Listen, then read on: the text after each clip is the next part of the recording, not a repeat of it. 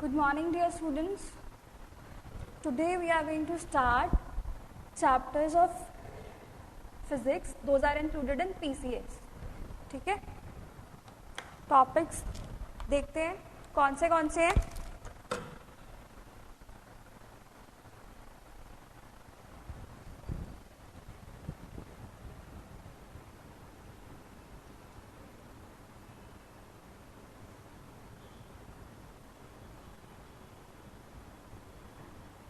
Physics का syllabus दो एक टॉपिक्स केमिस्ट्री के भी है.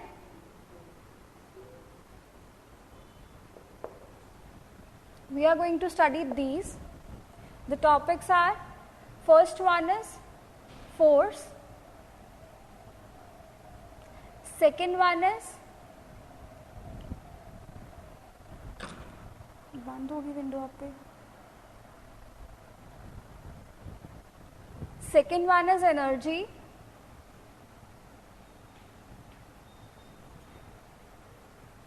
Third topic we have is states of matter.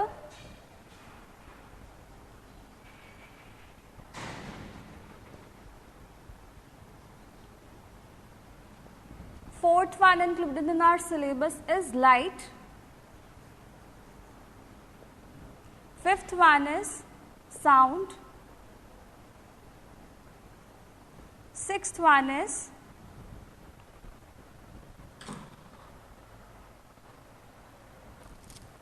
electric current.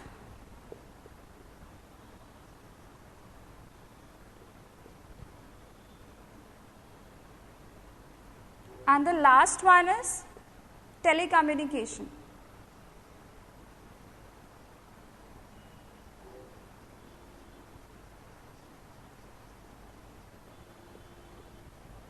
Okay, we are going to study these 7 topics in few days. Those are included in our syllabus of PCS, right? Now in force, we have subtopics. The topic 1 we are going to study in force is Archimedes' principle.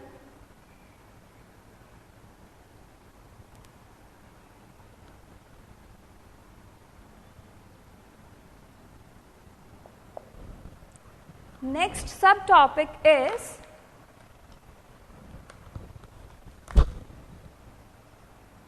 laws of motion.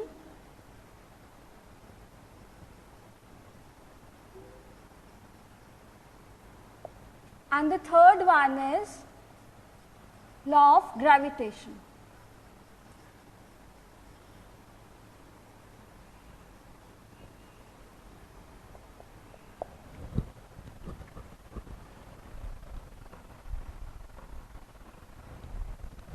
Then in topic 2, we have 2 subtopics. The 2 types of energies. One is kinetic energy. Second one is the potential energy.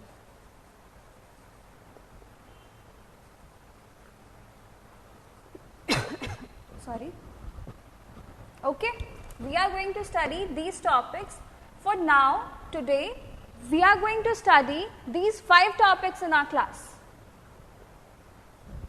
Rest from third topic to last topic we will discuss in future days. Okay?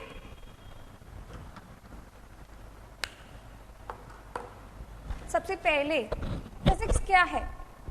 Physics एक science की branch है जो deal करती है nature के साथ. Nature में जो भी हो रहा है, नेचर में जितने भी फिनोमेनास टेक प्लेस कर रहे हैं, वो सारे फिनोमेनास में physics is responsible. Physics is something playing its role. Physics का नेचर के सभी फिनोमेनास में बहुत रोल है. जैसे कि आपने छोटी क्लासेस में देखा होगा, हमारे पास होता है वाटर साइकिल. वाटर साइकिल का मतलब होता है पानी समुद्र से इवापोरेट होता है, उसके बाद बादलों से बारिश के जरिए नीचे आता है ना. ये वाला जो साइकिल है, this cycle is also included in physics also. Okay, so basically we are going to start physics. First topic है फोर्स. फर्स्ट टॉपिक का सब टॉपिक है Archimedes principle. Okay, we are going to start our first topic.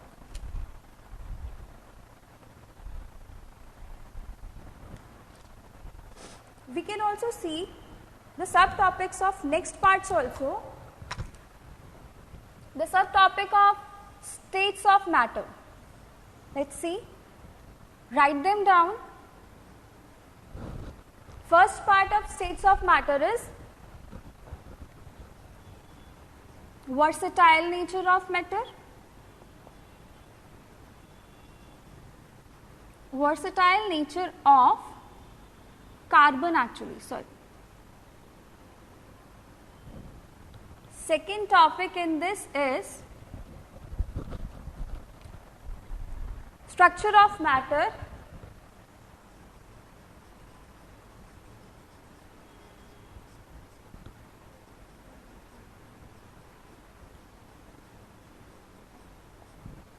Third one included in this one is acid, bases and salts.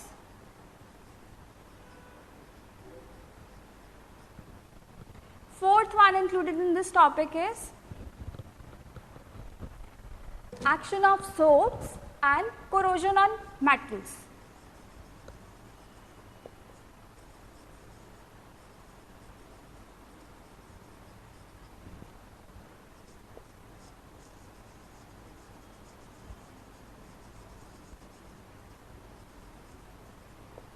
You can write them down, note down कर लीजिए सारे topics जो हम cover करने वाले हैं.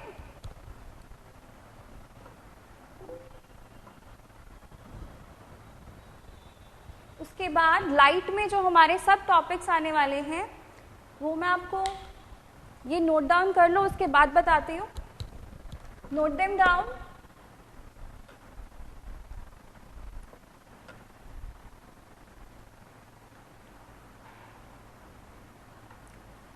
Have you noted? लिख लिया बच्चे सभी ने? You can reply me in the chat box.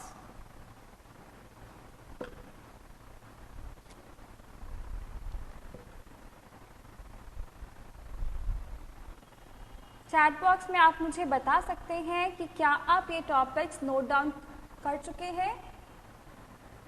Okay, few of have noted them down.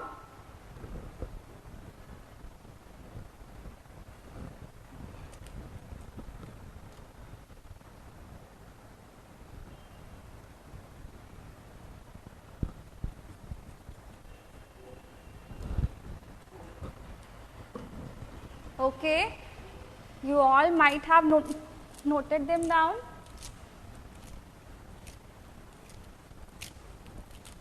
Then comes the part number 4.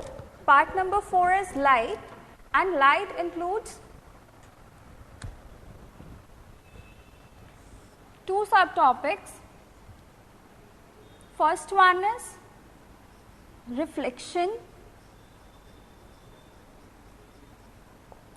and refraction,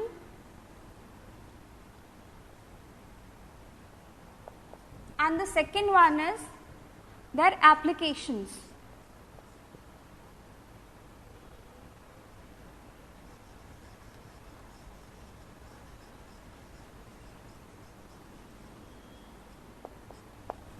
Okay, then further sound में हम देखेंगे उसका प्रोपगेशन, उसकी रिफ्लेक्शन और उसकी application.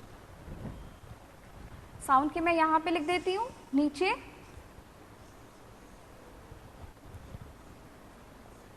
The topics we are going to study in sound are propagation,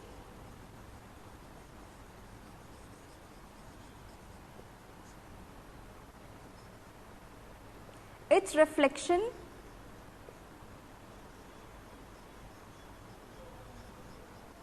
and some applications.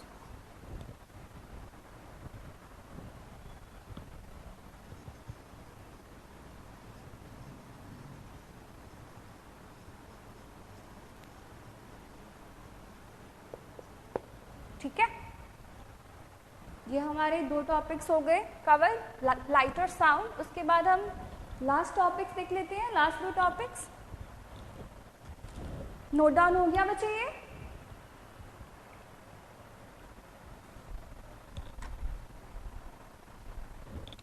Okay, light वाला मैं erase कर रही हूँ, तब तक आप साउंड वाला लिख लो। और यहाँ पे हम ऊपर देख रहे हैं इलेक्ट्रिक करंट के topics. The topics included in electric current are its key concept,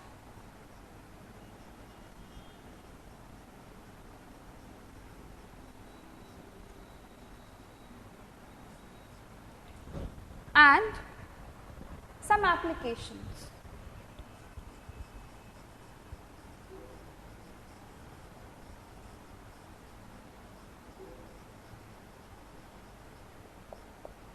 Okay, then we have sound वाला मैं अब कर रही हूँ erase।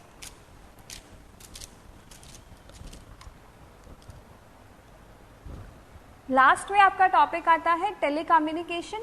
टेलीकम्युनिकेशन में जो टॉपिक्स हम कवर करने वाले हैं वो टॉपिक्स है it's key concept and application again.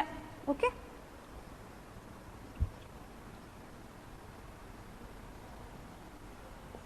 second one is same and many, some of its applications.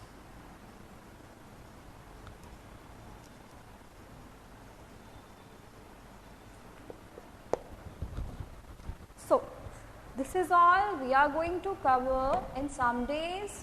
Few topics are from chemistry, few topics are from physics. Okay, तो अभी हम इसको कर देते हैं इरेज और हम फर्स्ट टॉपिक स्टार्ट करते हैं फोर्स। ठीक है, बाकी सबको मैं कर रही हूँ इरेज।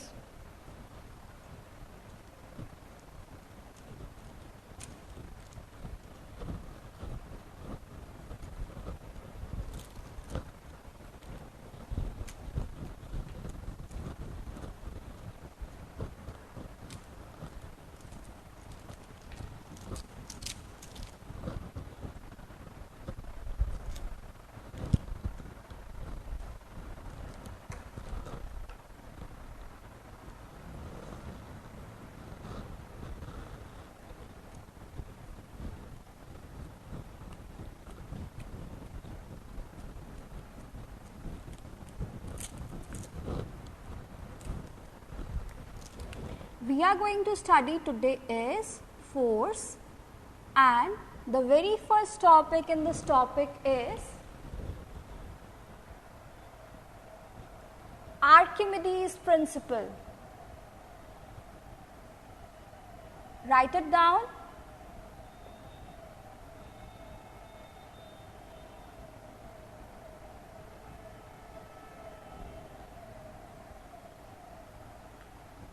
ठीक है, सबसे पहले जो हम टॉपिक कवर करने वाले हैं that topic is Archimedes principal. उस प्रिंसिपल में क्या होता है वो देखने के लिए आपको मैं एक जनरल एग्जाम्पल दूंगी। एग्जाम्पल क्या है कि अब पानी का आपके पास टब है एक, उस टब में पानी में तुमने 2 चीज़ें थ्रो की। 2 चीज़ें कौन सी? एक स्टोन, एक वुड का पीस। अब तुम देखोगे जो स्टोन है वो स्टोन पानी में सिंक हो जाएगा। सिंक होने का मतलब डूब जाएगा, राइट? लेकिन जो वो वुड का पीस होगा वो उसमें तैरता रहेगा, फ्लोट करेगा, डूबेगा नहीं। पता है ना सभी को? Very simple example of stone and would. Stone sinks in water, wood floats on water, right? Let me make the diagram and make you more clear. Here we have a beaker. In this beaker we have water. Okay? हमने एक इसमें throw करा stone. Stone जो था वो यहाँ पे जाके बैठ गया बॉटम पे। दूसरा हमने लिया था वुड का पीस। वुड का पीस हमने क्या देखा, वो यहाँ पे तैरना स्टार्ट कर रहा है।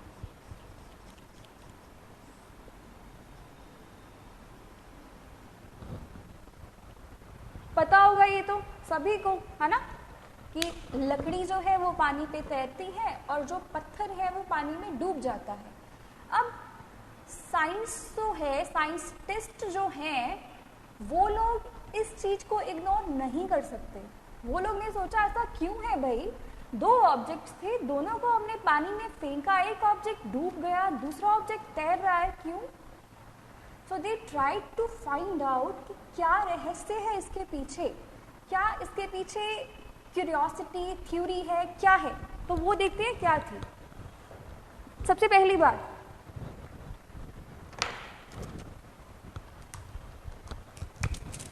जब ये ऑब्जेक्ट पानी में तैर रहा है तो इसका मतलब क्या है कि इस ऑब्जेक्ट पे नीचे से कोई फोर्स लग रही है जो इसको तैरने पे मजबूर कर रही है ना। और दूसरी तरफ क्या हुआ, स्टोन जो था वो डूब गया। इसका मतलब स्टोन पे वो फोर्स नहीं थी।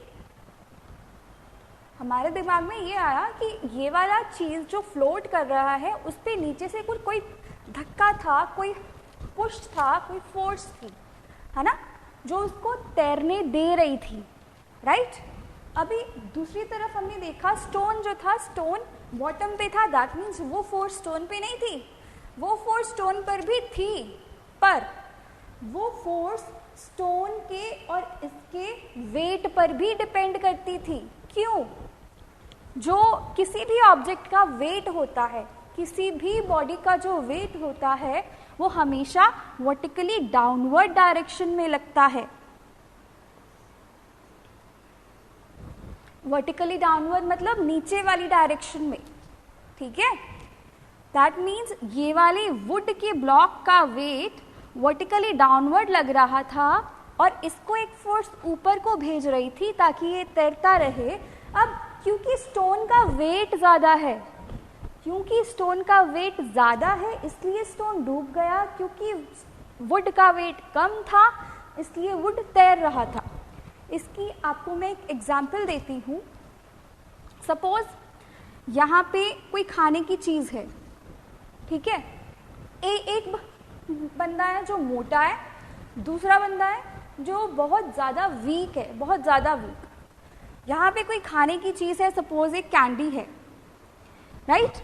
अभी यहाँ पे वीक बंदा है, यहाँ पे मोटा बंदा है, बहुत मोटा और ताकतवर। अब ये दोनों इस टॉफी को खींचने की ट्राई कर रहे हैं। ये अपना जोर लगा रहा है, ये अपना जोर लगा रहा है, तो टॉफी कौन सी डायरेक्शन में जाएगी? जिस डायरेक्शन से उसको ज्यादा जोर से खींचा जाएगा, है ना। ये वाला बंदा उसको ज्यादा जोर से खींच रहा है तो टॉफी ये वाली डायरेक्शन में जा रही है, क्योंकि वो वाला बंदा तो बहुत वीक है ना। सेम केस यहाँ पे है। कैसे? अब इस वुड का जो वेट है वो कम है, यानी कि ये वीक बंदा हो गया, है ना। अभी ये फोर्स जो लग रही है ये उसको ऊपर लेके जा रही है, इसका मतलब ये स्ट्रॉन्ग फोर्स हो गई, ये फोर्स ज्यादा हो गई ये वाली के कंपैरिजन में, राइट।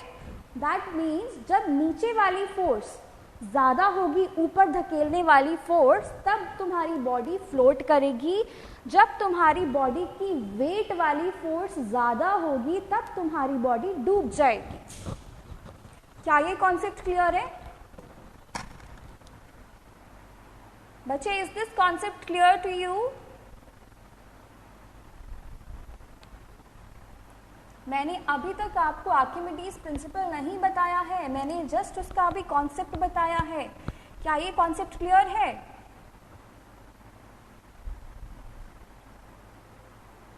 ओके, क्लियर होगा, डाउट नहीं आया आपका? अभी हम आगे चलते हैं, इस टॉपिक को, इस कॉन्सेप्ट को लगाते हैं अपने आर्किमिडीज प्रिंसिपल में। अब एक दूसरी एग्जांपल लेते हैं। दूसरी एग्जांपल में हमारे पास क्या है, हमने एक बीकर लिया, उसको ब्रिम तक भर दिया, ब्रिम मतलब ऊपर तक भर दिया पानी से, और उसमें हमने ये स्टोन फेंक दिया, ये स्टोन यहाँ पे आ गया सपोज, ठीक है, ये स्टोन सपोज वहां पे आ गया। अब जैसे ही ये स्टोन इसमें हम फेंकेंगे, इसमें से थोड़ा सा पानी बाहर की तरफ गिरना स्टार्ट हो जाएगा, राइट।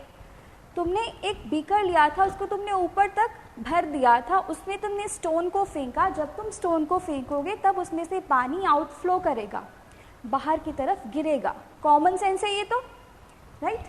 अभी चाहे तुम इसमें वुड गिर दो, वुड जब गिराओगे तो इतना जितने में ये वुड इमर्स हुआ है उतना पानी इस बीकर में से बाहर की तरफ गिर जाएगा, है ना। तो इसका मतलब क्या हुआ कि हम कुछ भी अगर पानी में डाल रहे हैं तो कुछ पानी बाहर जा रहा है ना।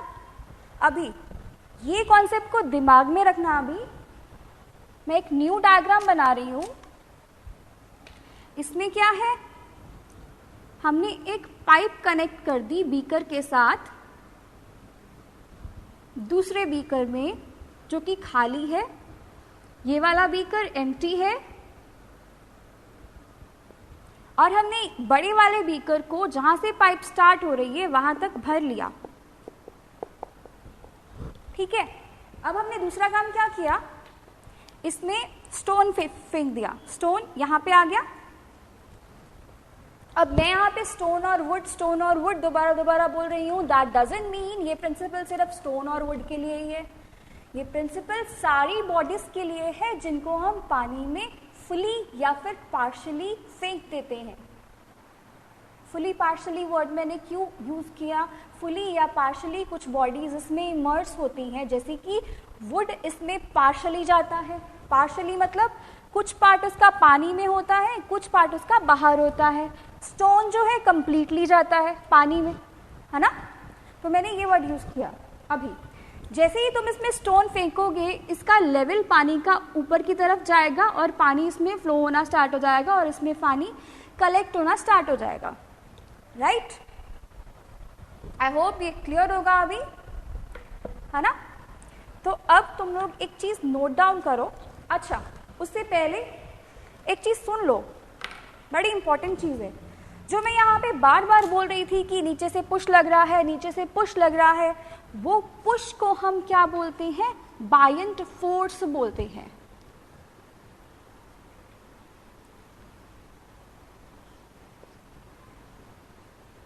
बॉयंट फोर्स या फिर बायंट फोर्स, कुछ भी आप इसको प्रोनाउंस कर सकते हैं, ठीक है। अभी नीचे की तरफ से बायंट फोर्स लग रही है और जो ये ऊपर वाला था ये क्या था, ये था वेट, राइट। वो वाला जो वर्टिकली डाउनवर्ड लग रहा था वो था तुम्हारा वेट। जो ऊपर की डायरेक्शन में लिक्विड लगा रहा है उस ऑब्जेक्ट पे, that is the buoyant force, okay. अभी अब ये वाली एक्टिविटी से हमारे को क्या चीज क्लियर हुई कि ये जो स्टोन है, जितना इस पानी में स्टोन ने ये वेट लाया उतने वेट का पानी इस बीकर में आ गया। जितने वेट का स्टोन तुम उसमें थ्रो करोगे उतना ही वेट जो है पानी का खाली वाले बीकर में कलेक्ट हो जाएगा। क्लियर हुआ ये concept? This is actually Archimedes principal. Clear हुआ बच्चे? Reply me fast in the chat box so that I can continue. Waiting. बच्चे, is this topic clear? Okay. अभी हम लिखेंगे आर्किमिडीज प्रिंसिपल की डेफिनेशन। लिखिए।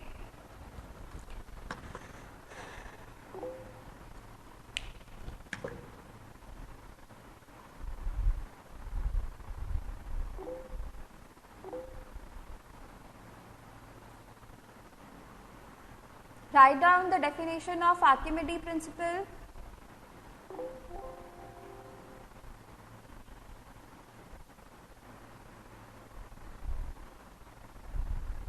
The upward buoyant force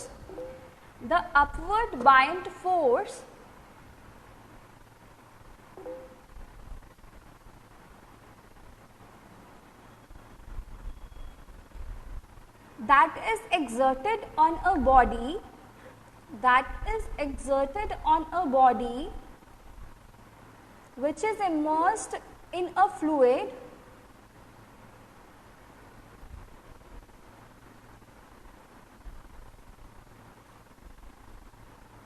बच्चे हम किसी फोर्स से उसको फेंक नहीं रहे, हमने जस्ट उसको ड्रॉप किया है, we have just dropped it, हमने उसको मारा नहीं है, we haven't applied any force. Clear है बच्चे? Konika girl, we haven't forced that stone, we haven't thrown that stone, we have just dropped. Okay,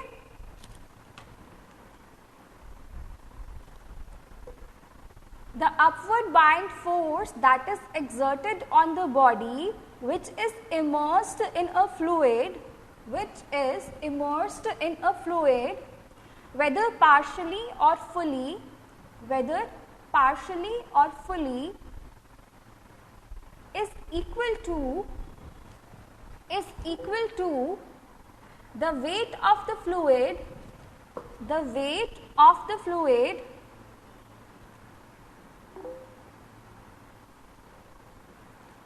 the weight of the fluid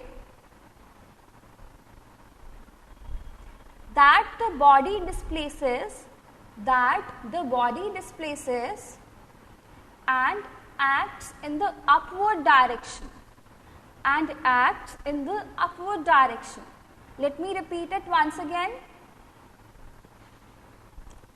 The upward bind force that is exerted on the body which is immersed in a fluid, whether partially or fully, is equal to the weight of the fluid that the body displaces and acts in the upward direction. ठीक है बच्चे, ये हमारी statement थी Archimedes principal की। उसके बाद एक चीज़ है हमारे पास, इसका मैथमेटिकल एक्सप्रेशन बोल सकते हो, वो लिख लेते हैं। क्या है?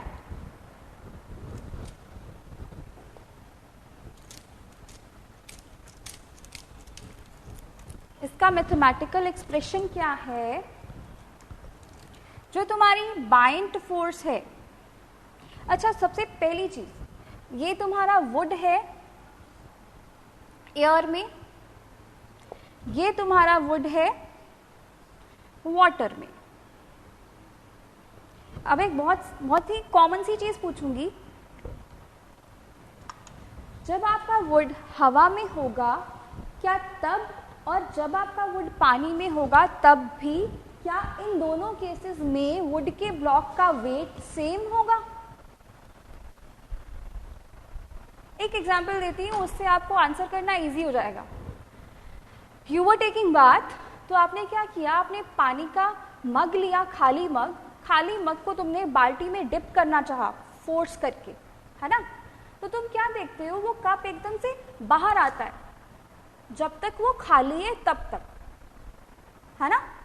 अब जब वो कप बाहर आ रहा है, इसका मतलब पानी को वो कप बहुत हल्का लग रहा है। समझ में आई बात? पानी को वो कप बहुत हल्का लग रहा था, इसलिए वो कप एकदम से पानी से बाहर आ जाता है ना? दैट मीन्स पानी में सेम चीज का वेट कम होगा इन कंपैरिजन टू एयर, है ना?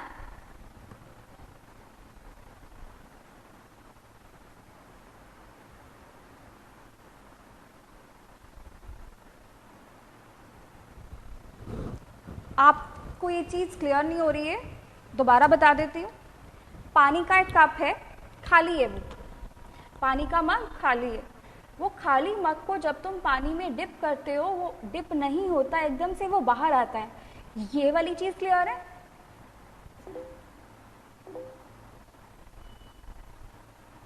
एक काम करना, करके देखना आज। पानी का खाली कप लेना, बाल्टी में उसको नीचे, बाल्टी खाली नहीं है, बाल्टी में पानी है, खाली नहीं है बाल्टी, बाल्टी में पानी है। पानी में जब तुम उस खाली कप को पुश करने की ट्राई करोगे तो वो कप एकदम से ऊपर आएगा। क्लियर हुआ अभी? तो यू पीपल वर थिंकिंग कि बाल्टी खाली है और खाली बाल्टी पानी के बिना मग को बाहर भेज रही है। नो, उसमें पानी है। समझ में आया? अभी क्लियर हुआ? अभी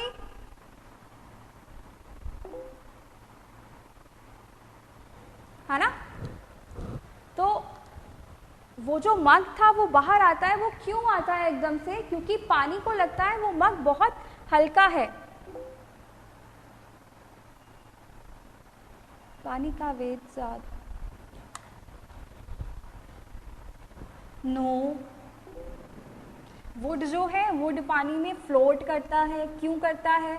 पानी और वुड के वेट का कंपैरिजन हम नहीं कर रहे हैं, हमने सिर्फ वुड का कंपैरिजन पानी में और हवा में किया है। ठीक है? तो the weight of water and the weight of wood are nowhere related. Clear है बच्चे? नितिन बेदी क्लियर है अभी? अच्छा, उसके बाद हम आपको बता रहे थे कि वुड का वेट, इसका मतलब एयर में ज्यादा होगा इन कंपैरिजन टू लिक्विड, है ना? क्यों होगा वो? क्योंकि इस पे पानी में नीचे से एक फोर्स लग रही है। कौन सी फोर्स? Buoyant force, right? तो वो बायंट फोर्स किस चीज के बराबर होगी? जितना वेट उस बॉडी का एयर में है माइनस जितना वेट उस बॉडी का फ्लूइड में है। अभी फ्लूइड में कुछ भी आ सकता है, जो चीज भी फ्लो कर सकती है, that is known as fluid. ठीक है? क्लियर है? अभी हम देखते हैं, तो ये था तुम्हारा आर्किमिडीज प्रिंसिपल, और इस प्रिंसिपल का हमने ये फॉर्मूला देख लिया। बायंट फोर्स जो है दोनों वेट्स के डिफरेंस के बराबर है। क्यों? क्योंकि दोनों के दोनों वेट्स डाउनवर्ड लग रहे हैं। ये वाला वेट ज्यादा है तो हमने ये वाले वेट में से कम वाला वेट सबट्रैक्ट किया, तब हमारे पास बायंट फोर्स आ गई। समझ में आया? नेक्स्ट टॉपिक स्टार्ट करें।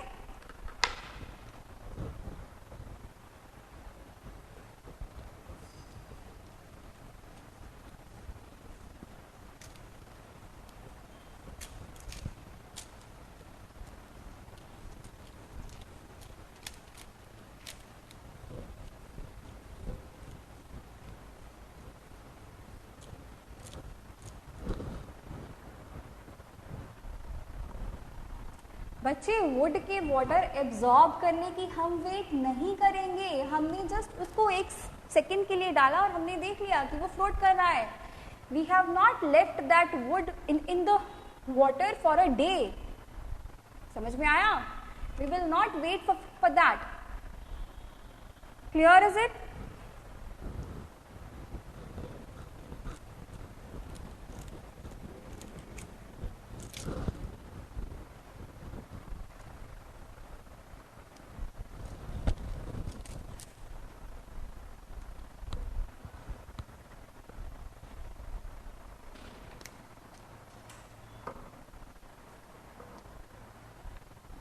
अभी हम देखते हैं अपना दूसरा topic, that is laws of motion.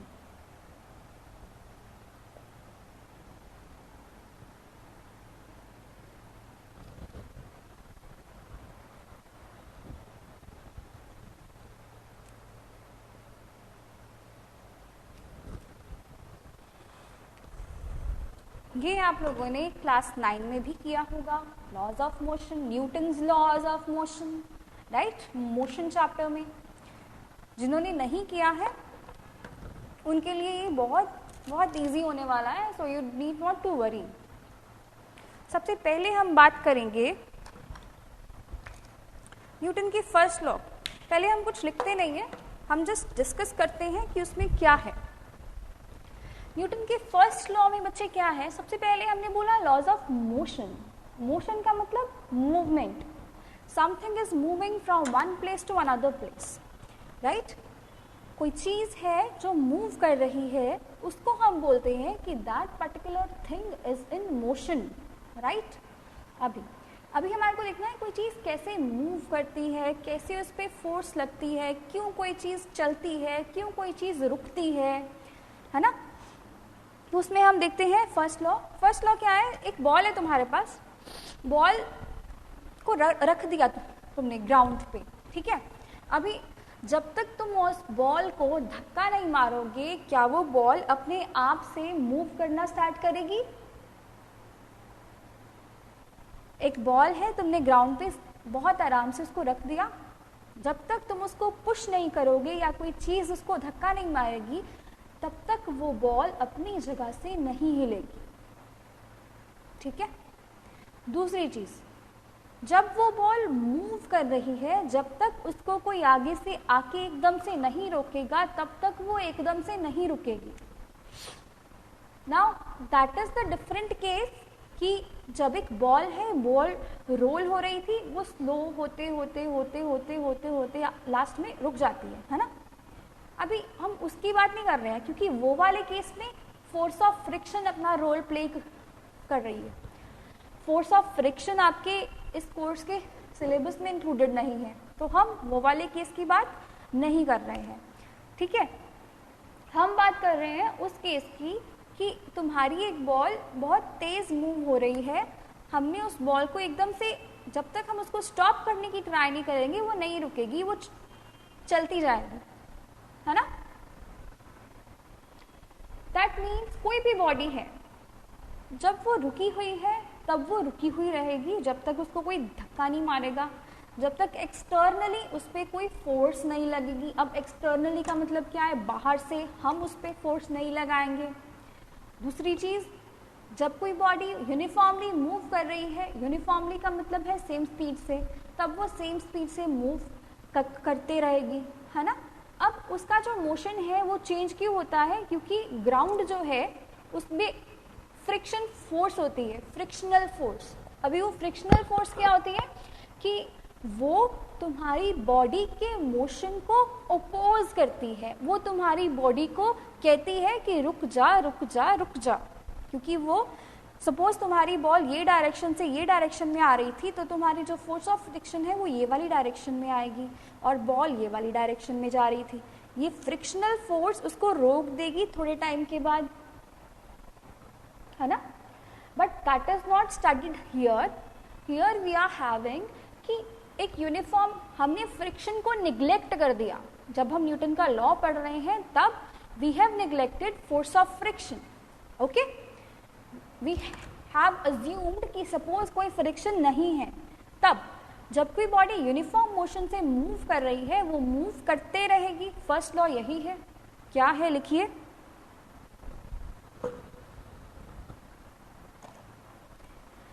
write down the statement of first law of motion.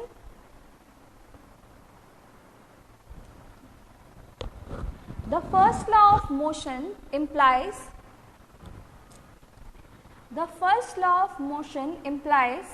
that a body at rest or in uniform motion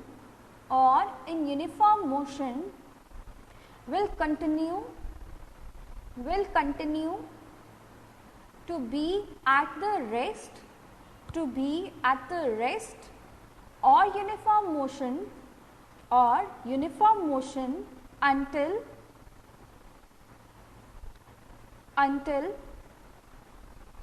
external force acts on it. जब तक तुम किसी बॉडी को पुश नहीं करोगे, तब तक वो बॉडी मोशन में नहीं आएगी। जब तक तुम किसी चलती हुई बॉडी को रोक नहीं लोगे, तब तक वो बॉडी चलती रहेगी। ये था न्यूटन का फर्स्ट लॉ। समझ में आया? क्लियर है बच्चे? First law. अभी हम देखते हैं सेकेंड लॉ। सेकेंड लॉ में हमारे पास क्या है? सेकेंड लॉ बहुत इजी है कि अच्छा सुना है वर्ड एक्सेलरेशन? एक्सेलरेशन वर्ड का मतलब क्या होता है? जिसको नहीं पता होगा एक्सेलरेशन क्या होता है वो ये सोचो कि गाड़ी में, बाइक में एक्सेलरेटर होता है, उससे क्या होता है? अब सबको याद आएगा क्या होता है एक्सेलरेटर से। क्या होता है उससे? हाँ, उससे स्पीड इंक्रीज हो जाती है। चाहे आप एक्सेलरेटर कार का दबा दो, चाहे आप बाइक का दबा दो, उससे उसकी स्पीड इंक्रीज हो जाती है ना? अभी एक्सेलरेटर और फोर्स आपस में कैसे रिलेटेड है वो देखते हैं।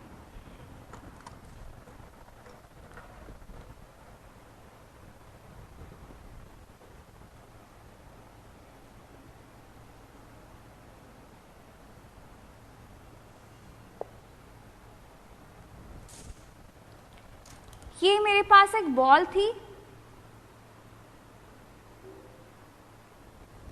मैंने इस बॉल को स्लोली धक्का मारा, स्लोली धक्का मारा तो ये बॉल यहां तक आ गई। ठीक है, अब दूसरे केस में मैंने क्या किया, यही बॉल यहीं पे थी,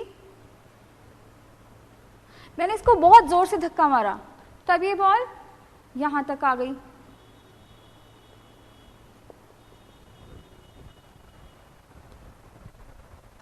है ना?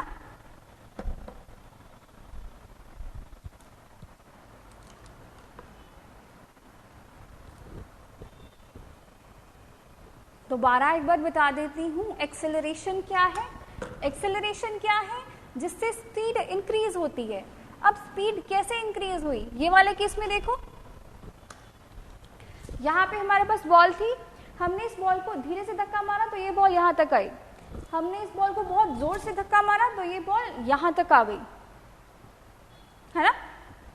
दैट मीन्स इस पे डिपेंड कर रहा है कि हमने उसको कितनी स्लो या कितनी जोर से पुश किया। इस पे डिपेंड कर रहा है कि तुम्हारी बॉल कितना दूर गई, कितनी उसकी स्पीड में इंक्रीज आया। है ना? तो दैट मीन्स जितना तुम फोर्स ज्यादा लगाओगे उतनी तुम्हारी बॉल दूर जाएगी। करेक्ट? जितना तुम फोर्स ज्यादा जोर से लगाओगे उतना ही तुम्हारी बॉल ज्यादा दूर जाएगी। है ना? दैट मीन्स अब जब वो बॉडी की मोशन इंक्रीज हो रही है, उसकी जब स्पीड इंक्रीज हो रही है,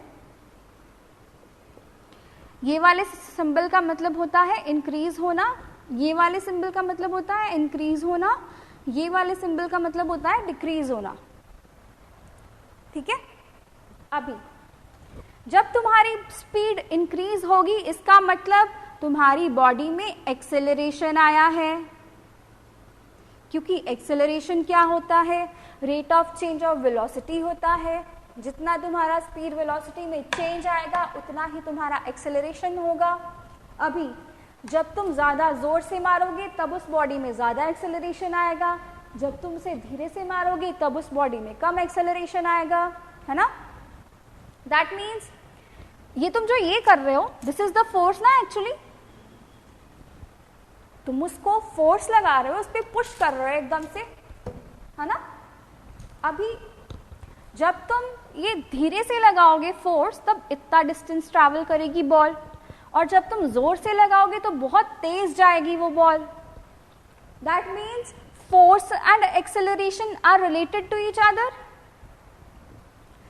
related as force is directly proportional to acceleration. Now, for those who don't know directly proportional का मतलब क्या होता है, let me tell you. Directly proportional का मतलब होता है जितनी फोर्स तुम ज्यादा लगाओगे उतनी ही एक्सेलरेशन उस बॉडी में ज्यादा आएगी। क्लियर है? सेकेंड लॉ क्या है? सेकेंड लॉ यही है कि फोर्स जो होती है वो एक्सेलरेशन पे डिपेंड करती है।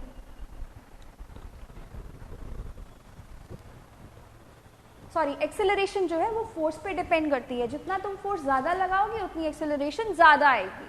ठीक है? अभी हम प्रोपोर्शनैलिटी का साइन हटाने के लिए एक कांस्टेंट लगा लेंगे। वो कांस्टेंट हमने लिया m, यानी कि मास। ये है हमारी एक्सेलरेशन, नोट डाउन कर लीजिए। और ये है आपकी force. This is the relation given by Newton second law. बच्चा, is it clear? Is it clear? Okay. We can move towards our third law then. अभी third law बहुत इंटरेस्टिंग है।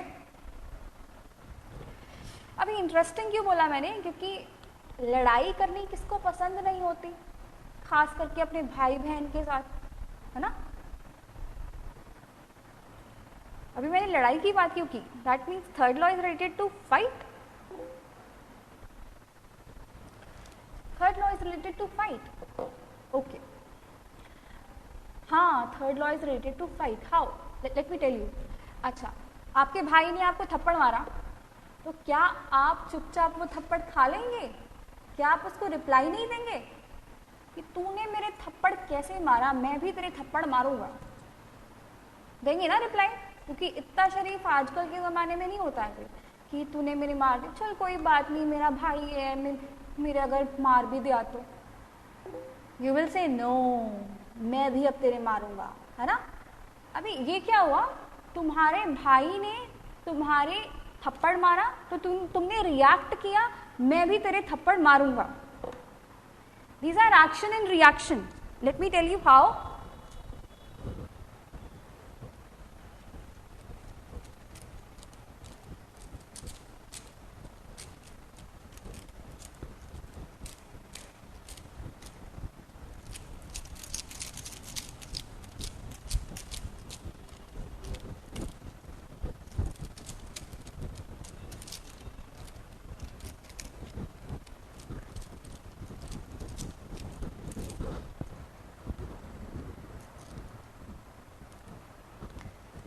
एक होता है आपके पास एक्शन,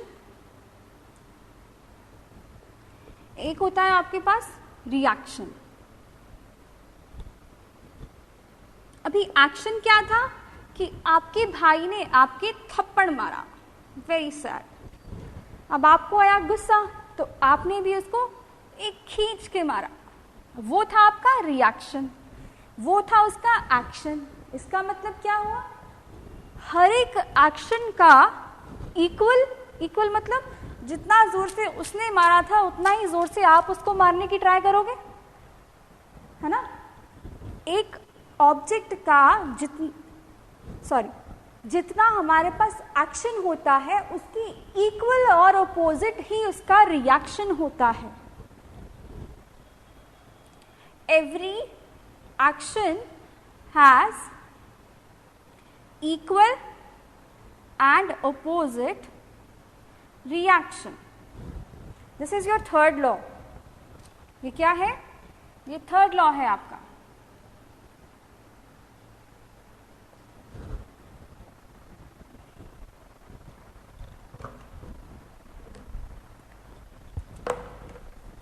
क्लियर है बच्चे? Third law of motion.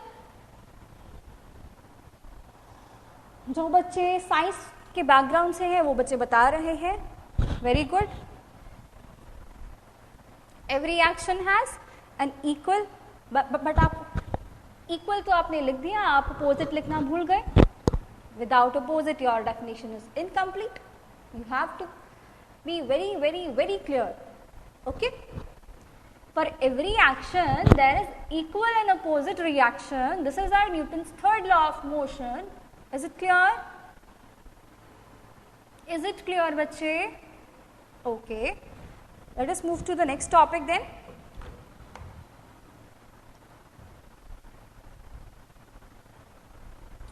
हमारा नेक्स्ट टॉपिक है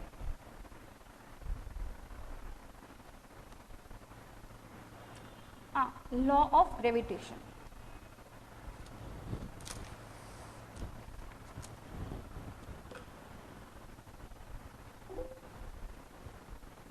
लॉ ऑफ ग्रेविटेशन देखते हैं अभी नेक्स्ट टॉपिक अपना।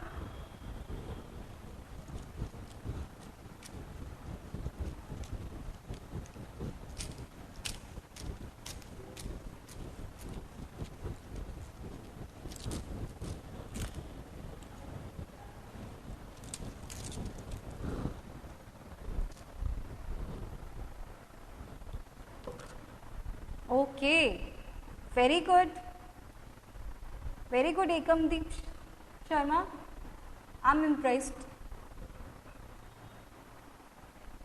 ओके, फ्रॉम हम अभी स्टार्ट करने वाले हैं लॉ ऑफ ग्रेविटेशन, और उसके लिए हमें पहले पता होना चाहिए कि ग्रेविटेशनल फोर्स क्या होती है.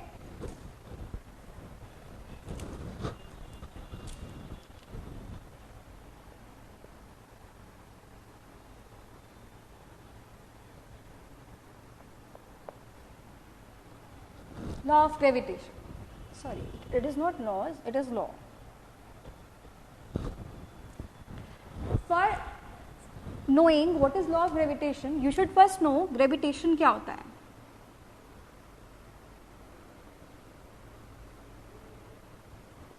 Now, what is gravitation? Gravitation सुना हुआ है ना, पढ़ चुके हैं आप 9th-10th क्लास में, फिर भी आपको दिमाग में अगर नहीं आ रहा है तो मैं बता देती हूँ. ग्रेविटेशन क्या होता है? कोई भी दो बॉडीज हैं यूनिवर्स में, एनी टू बॉडीज, सारी की सारी दो बॉडीज में एक अट्रैक्टिव फोर्स होती है. अट्रैक्टिव मतलब जो इनको एक दूसरे की तरफ खींचती है, attractive force. That means, that clearly means actually कि ग्रेविटेशन फोर्स जो है, ग्रेविटेशनल फोर्स जो है, that is always attractive in nature, वो हमेशा अट्रैक्टिव होती है. राइट? अभी एक बात बताओ, एक एप्पल है, वो ट्री से नीचे गिरा, पर मैं तो बोल रही हूँ कि कोई भी दो बॉडीज है, वो दोनों बॉडीज आपस में एक दूसरे को अट्रैक्ट करती हैं. तो अगर एप्पल अर्थ की तरफ आया तो क्या अर्थ एप्पल की तरफ नहीं गई? कंफ्यूजन हो गई ना कि मैम ने कहा कि दो बॉडीज के बीच में अट्रैक्शन है, दोनों बॉडीज एक दूसरे की तरफ आ रही हैं. यूनिवर्स में it is universally accepted this law, law of gravitation. That is why this law is also called universal law of gravitation. इसको हम यूनिवर्सल लॉ भी बोलते हैं. अभी हम देखते हैं कैसे और क्यों एप्पल ही अर्थ की तरफ आया, अर्थ एप्पल की तरफ नहीं गई, ये भी देखते हैं क्यों. डस्टर कहाँ गया?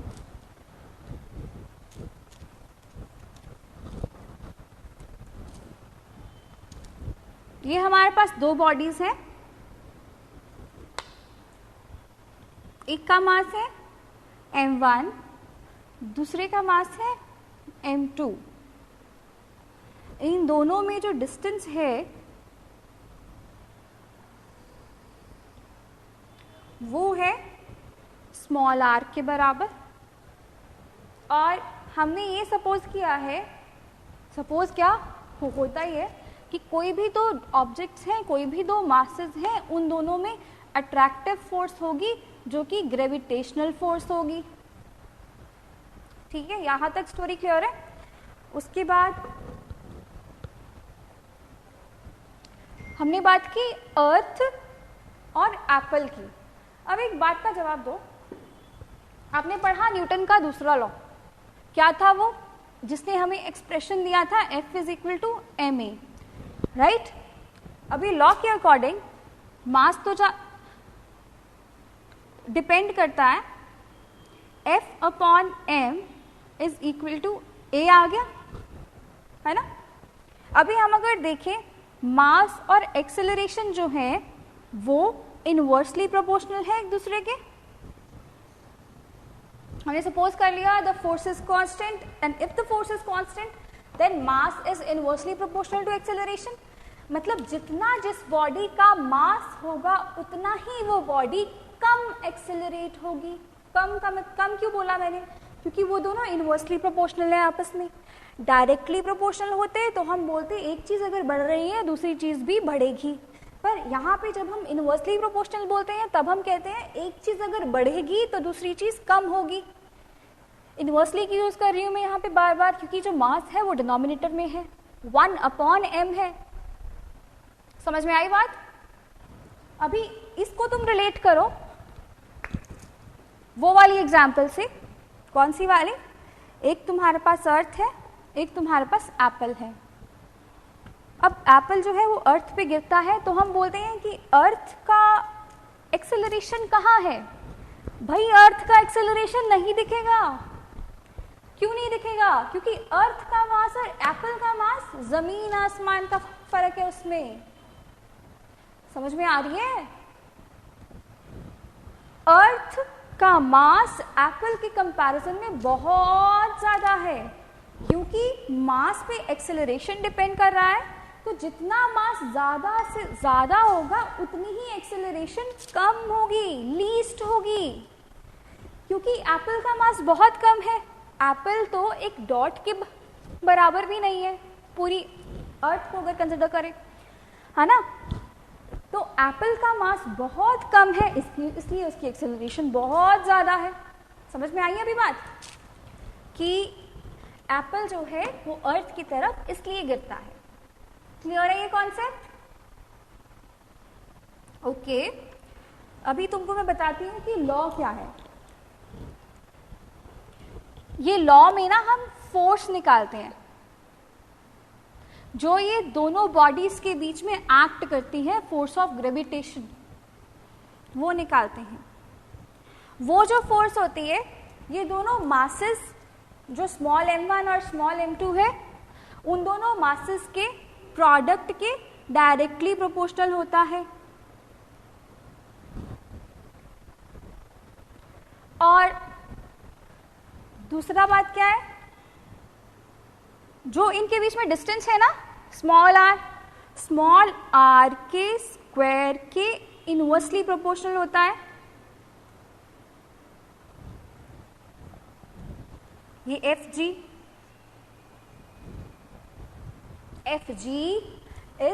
क्या है? जो ग्रेविटेशनल फोर्स दोनों ऑब्जेक्ट्स के बीच में लग रही है वो है। वो जो फोर्स है दोनों मासेस के प्रोडक्ट यानी कि मल्टीप्लिकेशन प्रोडक्ट के डायरेक्टली प्रोपोर्शनल होती है, और उनके बीच में जो डिस्टेंस है उसके स्क्वायर के इनवर्सली प्रोपोर्शनल होती है। अब इन दोनों को हम कंबाइन कर देते हैं। This was equation 1 and this was equation 2। When we combine 1 and 2, what we get? Fg is proportional to m1 multiplied by m2 upon distance square। हमारे पास ये आ गया। इसमें तो कोई प्रॉब्लम नहीं है। मैंने दोनों स्टेटमेंट्स को, ऊपर वाली को 1 और 2 इक्वेशन को कंबाइन करके लिख दिया। ठीक है। अभी जब भी प्रोपोर्शनैलिटी का साइन होता है तब हम उसको रिमूव कर देते हैं। रिमूव किस तरह से करते हैं? वहां पे कोई कांस्टेंट लगा देते हैं। F G is equal to G m1 multiplied by m2 upon r square. Now this g is universal gravitational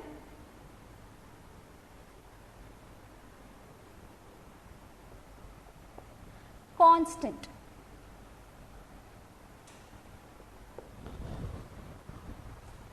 To remove that sign of proportionality, we have introduced a constant capital G. That G is known as universal gravitational constant, and the value of G का जो value है वो क्या होता है? 6.67 into 10⁻⁻11। ये इसका constant value है। सारे के सारे न्यूमेरिकल्स जो है, सारे के सारे जो फॉर्मूलाज हैं, उसमें हम जी की यही वैल्यू यूज करने वाले हैं।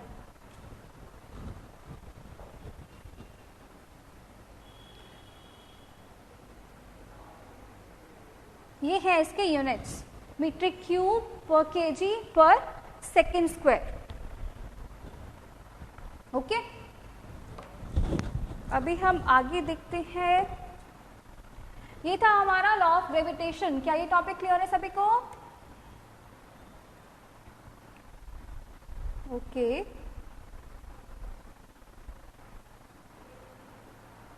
अभी हम चलते हैं अपने नेक्स्ट टॉपिक की तरफ।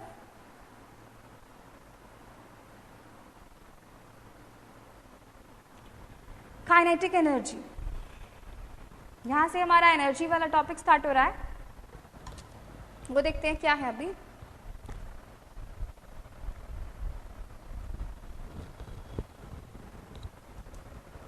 To clear the board first.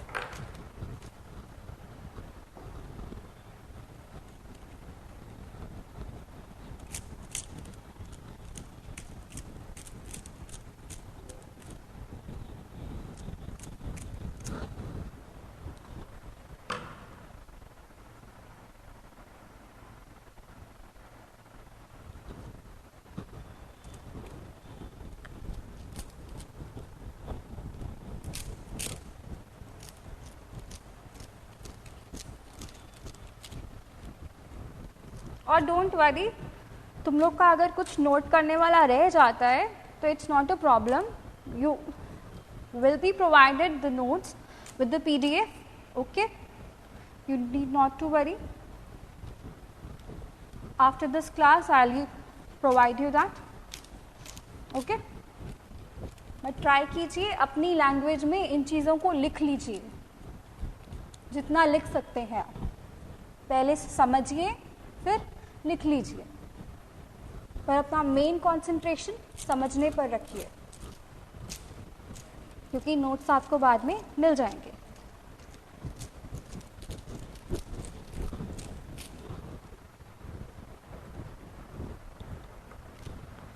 अभी हमारा दूसरा टॉपिक स्टार्ट हो रहा है, that was energy.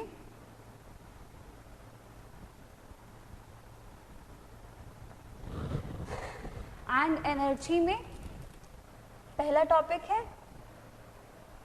Kinetic energy का।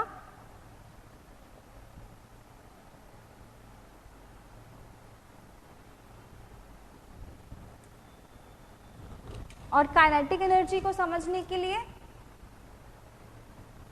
आपको पता होना चाहिए कि वर्क डन क्या होता है,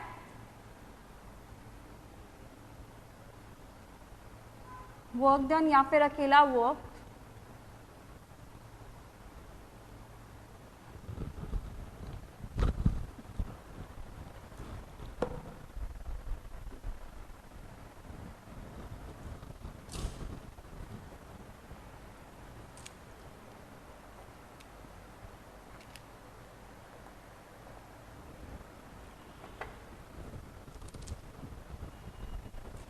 वर्क डन क्या होता है वो देखते हैं अभी। एक्चुअली ना बहुत इजी है वो। एक दीवार है, कोई भी दीवार है,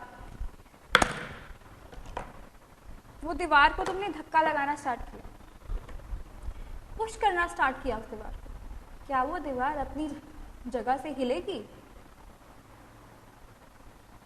अब बोलोगे मैम कैसा क्वेश्चन पूछ रहे हो, कोई दीवार किसी के धक्का मारने से हिलती है क्या? नहीं हिलती ना। इसका मतलब तुमने कोई काम नहीं किया, चाहे तुमने अपना सारा शरीर का पोटेंशियल लगा दिया उस दीवार को धक्का लगाने में, but you haven't done any work according to science. देखते हैं कैसे।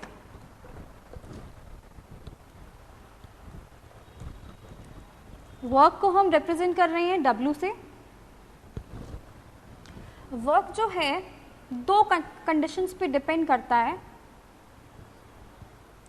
पहली चीज फोर्स, दूसरी चीज displacement.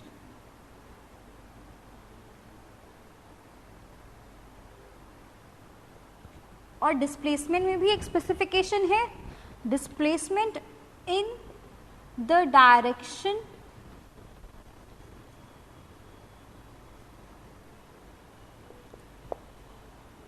of applied force.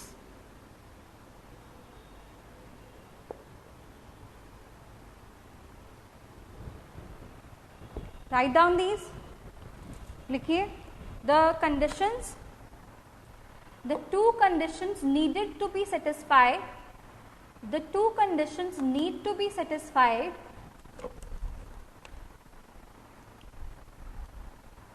for the work to be done are point 1, a force should act on an object,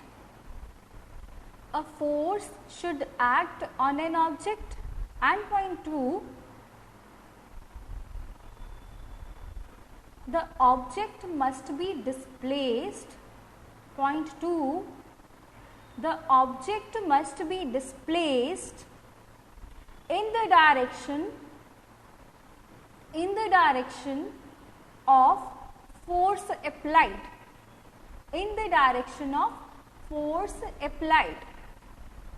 Suppose you have this marker, right? तुमने क्या किया, तुमने इस मार्कर को इस डायरेक्शन में पुश करना स्टार्ट कर दिया, तो ये डायरेक्शन, इस मार्कर का डिस्प्लेसमेंट भी यही वाली डायरेक्शन में आया, है ना? तुमने इस मार्कर को ये वाली डायरेक्शन में पुश किया, धक्का मारा, और ये मार्कर यही वाली डायरेक्शन में आगे की तरफ बढ़ना स्टार्ट हो गया. That means you have done work. इसका मतलब तुमने काम किया है. जबकि जब तुम एक दीवार को धक्का मार रहे थे तब मैं बोल रही थी तुमने कोई काम ही नहीं किया. वो क्यों बोला मैंने? क्योंकि तब दीवार में कोई डिस्प्लेसमेंट नहीं आई, उसकी पोजीशन में कोई चेंज नहीं आया. समझ में आ रही है बात? जब तक ये दोनों चीजें नहीं होंगी, एक तो डिस्प्लेसमेंट, दूसरा फोर्स, तब तक हम नहीं बोलेंगे कि हमने कोई काम किया है. क्या है बच्चे? एक बार दोबारा बता रही हूं, सुन लो.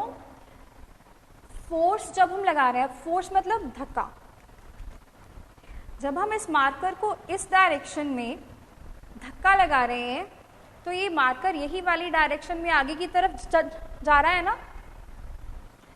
ना, दैट मीन्स ये मार्कर पहले यहाँ पे था, बाद में ये मार्कर यहाँ पे आ गया, है ना?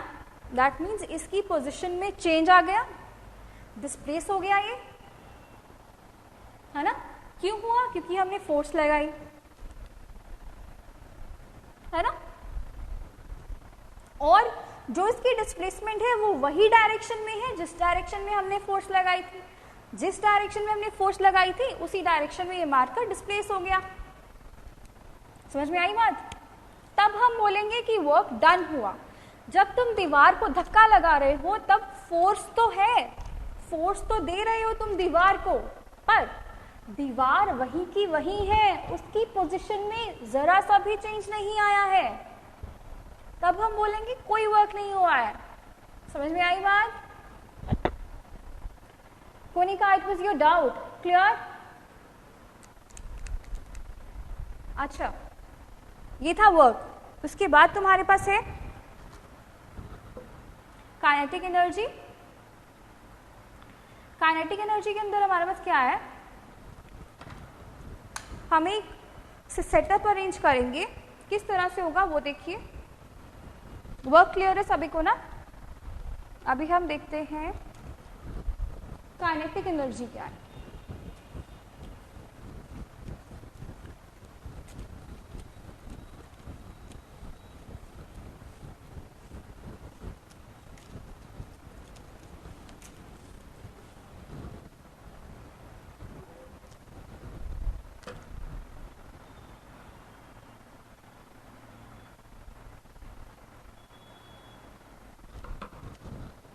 उसके लिए हम एक एपरेटस बनाते हैं. हमने एक टेबल लिया. Sorry, my drawing is not that good. Suppose कर लो कि ये टेबल है, चाहे नहीं लग रहा पर ये टेबल है, ठीक है? और यहाँ पे तुमने एक स्ट्रिंग के साथ पुली के थ्रू एक वेट को अटैच किया हुआ है. यहाँ पे तुम्हारे पास पैन है एक, उस पैन में तुमने कुछ वेट रखा हुआ है और इसको तुमने अटैच किया हुआ है एक ब्लॉक के साथ.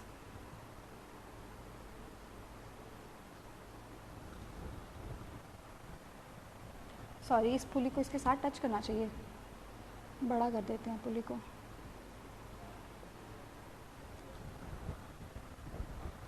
अब इस एग्जाम्पल में देखो, जितना सपोज इसमें तुमने 2 क्यूब्स रखे थे वेट के, 2 क्यूब्स वेट के, तब तुमने क्या देखा कि इसमें कोई भी डिस्प्लेसमेंट नहीं आया। अच्छा, सबसे पहली बार डिस्प्लेसमेंट बताऊं किस तरह से आएगा। पुली पता है क्या होती है? पुली कुएं में होती है, जो वेल्स में, जिसके थ्रू रस्सी से पानी निकालते हैं, पता है ना सभी को? पता ही होगा वो तो। अच्छा, वैसी ही पुली हमने यहाँ पे लगा दी, उसके ऊपर से हमने एक रोप डाल दी, उस रोप को हमने इस ब्लॉक के साथ अटैच कर दिया और इस पैन में हमने वेट्स रखने स्टार्ट कर दिए। पहले हमने 2 क्यूब रखे वेट के, तो हमने क्या देखा, इस ब्लॉक में कोई भी डिस्प्लेसमेंट नहीं आया। अभी आप सोच रहे होंगे हमने वेट तो यहाँ रखा है तो यहाँ डिस्प्लेसमेंट क्यों आएगा? अरे भाई, जब यहाँ पे वेट रखा है तो ये वेट इसको नीचे खींचेगा और ये रस्सी नीचे की तरफ आएगी और ये रस्सी आगे की तरफ आएगी और ये ब्लॉक आगे की तरफ मूव करेगा, है ना? अभी दोबारा सुनो स्टोरी। पैन है, पैन में वेट है, वेट की वजह से पैन नीचे आएगा, जब पैन नीचे आएगा तो ये वाली रस्सी आगे आएगी, जब ये रस्सी आगे आएगी तो ये ब्लॉक आगे की तरफ मूव करेगा, राइट? अब हमने क्या किया, जब हमने 2 ब्लॉक्स डाले तब हमने देखा इसमें कोई भी मोशन नहीं था, तब हमने 2 ब्लॉक्स और डाले इसमें। जैसे ही हमने 2 ब्लॉक्स और डाले, ये ब्लॉक यहां पर आ गया। अब हमने क्या किया, 2 ब्लॉक्स और डाले तो ये ब्लॉक यहां पे आ गया। इसका मतलब क्या है?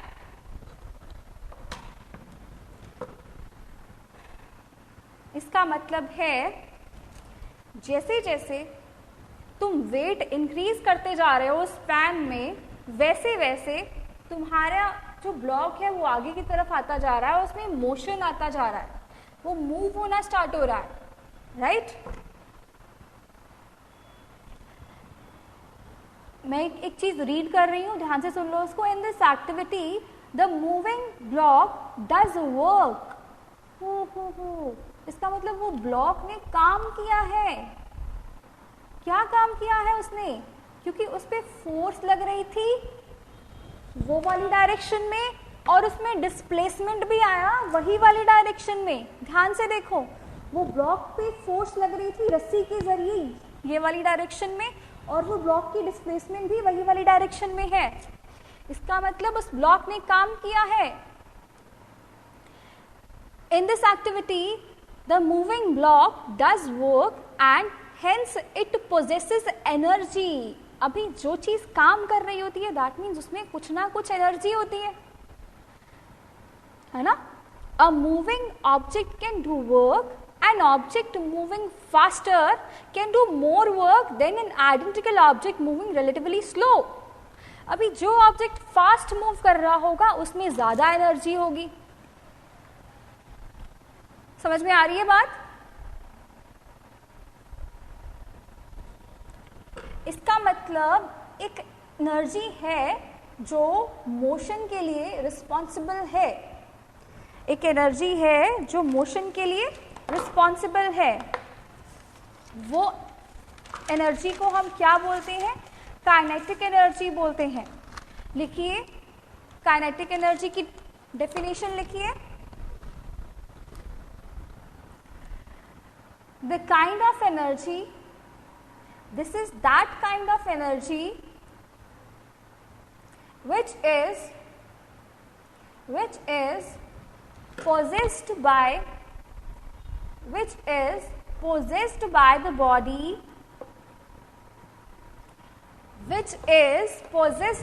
body, by the virtue of its motion. हमने यूज किया by the virtue of its motion.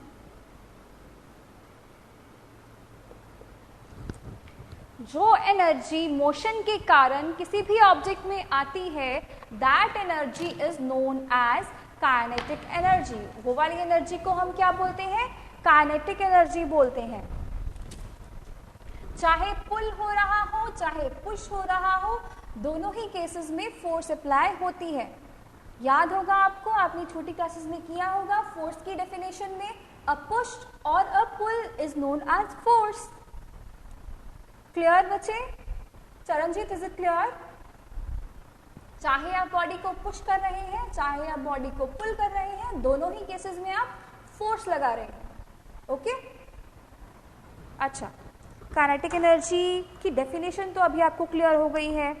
अब हम देखते हैं उसका एक्सप्रेशन क्या है, उसका एक्सप्रेशन हम किस तरह से निकालेंगे वो देखते हैं। उसके लिए ना कुछ नोटेशंस हैं, वो आपको ध्यान में रखनी होंगी, वो नोट डाउन कर लो पहले।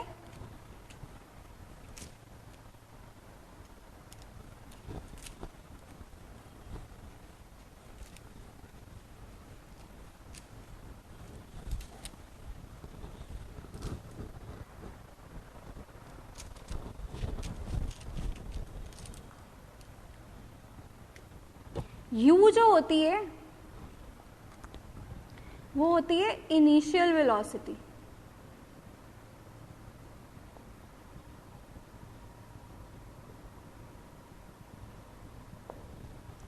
V जो होती है वो होती है final velocity. Note it down बच्चे। स्मॉल a जो होता है वो होता है एक्सेलरेशन।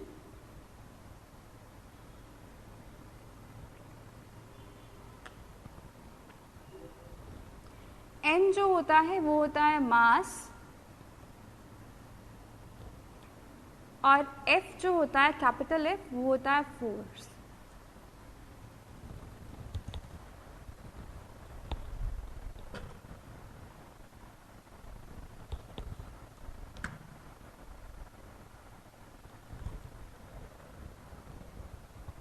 अभी हम, और W जो होता है वो होता है वर्क।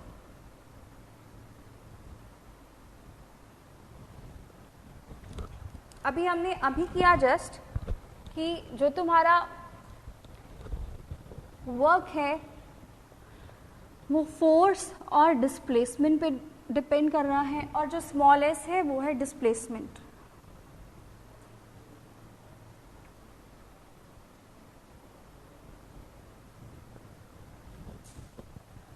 ठीक है, वर्क होता है फोर्स इनटू डिस्प्लेसमेंट, राइट। अभी न्यूटन के दूसरे लॉ के अकॉर्डिंग फोर्स क्या होता है? Mass into acceleration. According to Newton second law force क्या होता है? Mass into acceleration. अभी उसके बाद हम क्या करेंगे, इसको सपोज कर लिया इक्वेशन 1, ये वाली वैल्यू इक्वेशन 1 में भर देंगे, सब्स्टिट्यूटिंग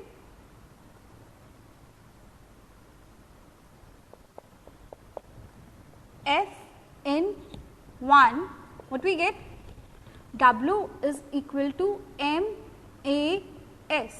बच्चे हमने कुछ नहीं किया, हमने जहाँ पे फोर्स लिखा था वहाँ पे MA लिख दिया, क्योंकि फोर्स जो है MA के बराबर होती है। उसके बाद तुम्हारा वर्क क्या आ गया? MAS। अब एक इक्वेशन ऑफ मोशन होती है,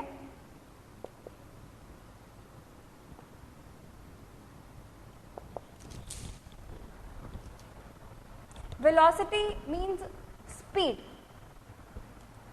V can be spelled out as speed and velocity, but actual में speed और velocity सेम नहीं होते, but आपके कोर्स में वो डिफरेंस को इंट्रोड्यूस करने की जरूरत नहीं है, तो आप velocity और speed को सेम मान के चलो। ठीक है?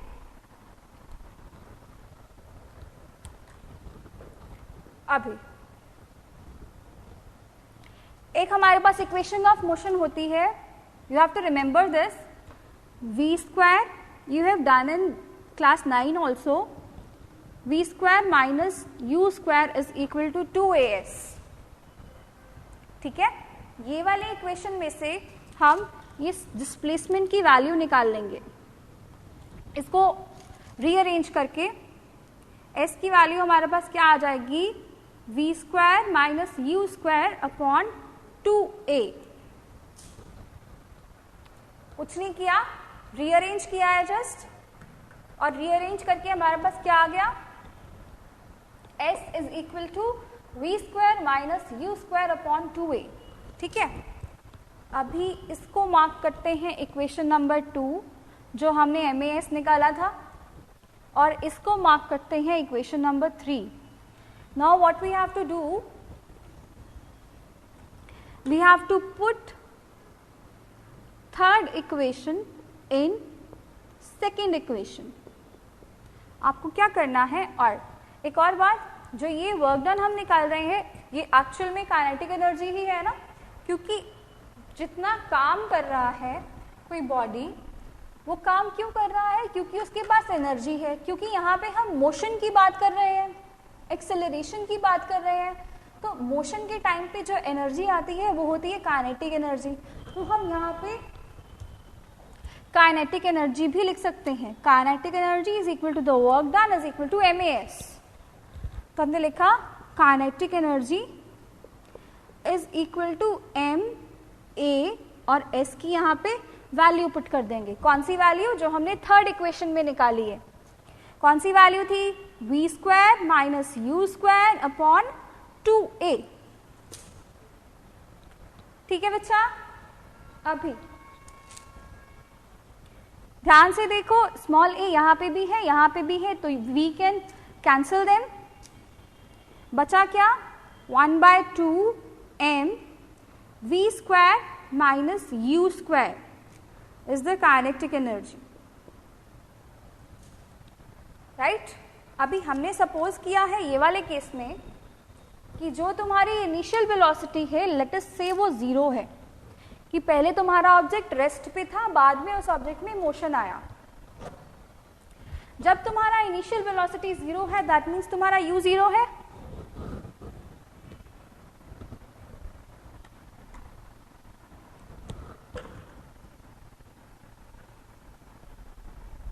हाँ जी बच्चे, प्रॉब्लम है नहीं? नितिन बेदी, प्रॉब्लम लिखिए अपनी बच्चे।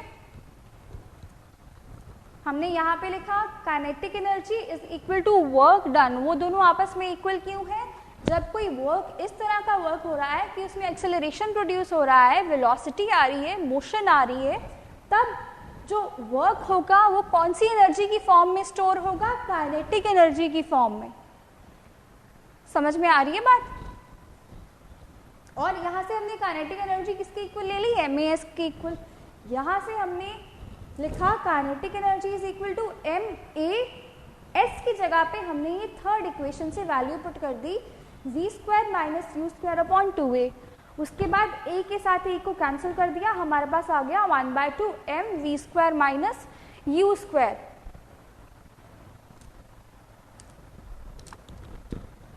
No, velocity is this one. Initial velocity is u and final velocity is v. This s is displacement. Not get confused in between them.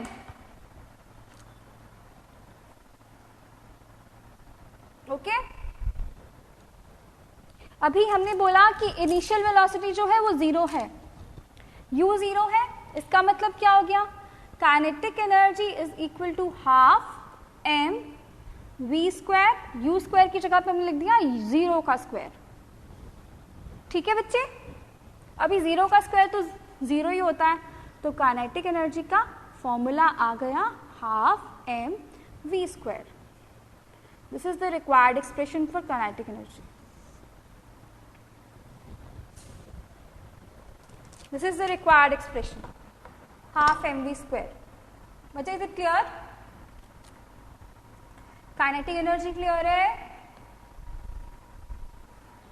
तो अभी हम पोटेंशियल एनर्जी स्टार्ट करते हैं।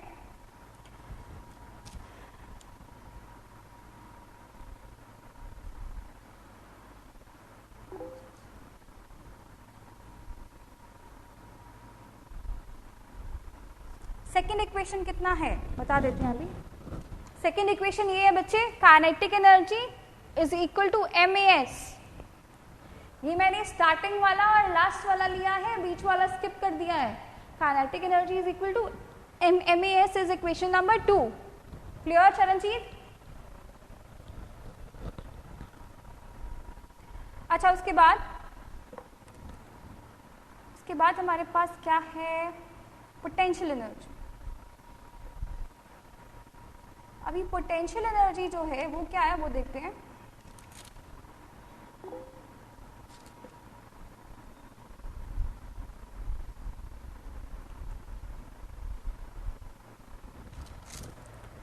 आप सबने स्प्रिंग के साथ कभी ना कभी जरूर खेला होगा. स्प्रिंग के साथ, स्प्रिंग पता है ना सबको क्या होता है? अभी जब हम स्प्रिंग की बात कर रहे हैं, हमने एक स्प्रिंग लिया, उसको हमने जोर से खींचा, जोर से एक्सपैंड किया.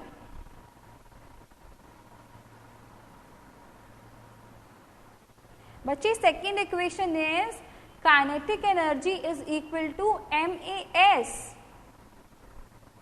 क्या डाउट है इसमें? मैं एक बार लिख देती हूं अलग से. Kinetic energy is equal to MAS.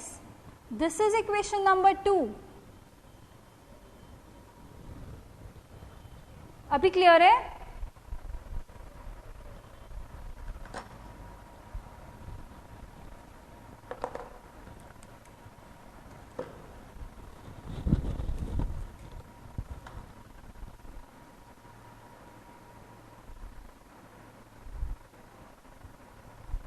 हम स्प्रिंग की बात कर रहे थे, पोटेंशियल एनर्जी की बात कर रहे थे. एक स्प्रिंग है, उसको तुमने जोर से खींचा, तो क्या जब तुम उस स्प्रिंग को छोड़ दोगे तब भी वो वैसा ही रहेगा जैसे तुमने उसको खींच दिया था? नहीं ना, वो वापस अपनी पोजीशन में चला जाएगा. ठीक है, वो वापस अपनी पोजीशन में चला जाएगा. इसका मतलब कुछ है, कोई एनर्जी है जो स्प्रिंग को उसकी ही अपनी ओरिजिनल पोजीशन में लाने की ट्राई कर रही है. एक बार दोबारा बोल रही हूँ, सुन लो. बहुत सिंपल है, बहुत इजी है. एक स्प्रिंग है, स्प्रिंग को तुमने एक्सपैंड किया, खींचा दोनों तरफ से पकड़ के. अभी जब तुम इस स्प्रिंग को छोड़ोगे तब वो एकदम से छोटा हो जाएगा जैसा वो पहले था. दूसरा केस, चाहे तुम उस एक स्प्रिंग को कंप्रेस कर दो, छोटा कर दो दबा दबा के, तभी भी जब तुम उसको छोड़ोगे तो एकदम से अपनी ओरिजिनल पोजीशन में स्टार्ट हो जाएगा आना, है ना? That means some energy is there.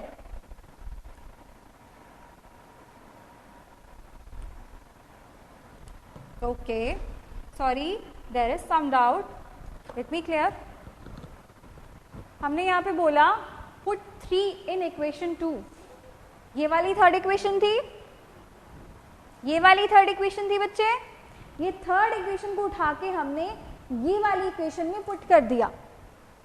Small s की जगह पे हमने ये वाली वैल्यू लिख दी v² - u² अपॉन 2a, क्योंकि स्मॉल s की वैल्यू ही हमने यहाँ पे निकाली है थर्ड इक्वेशन में.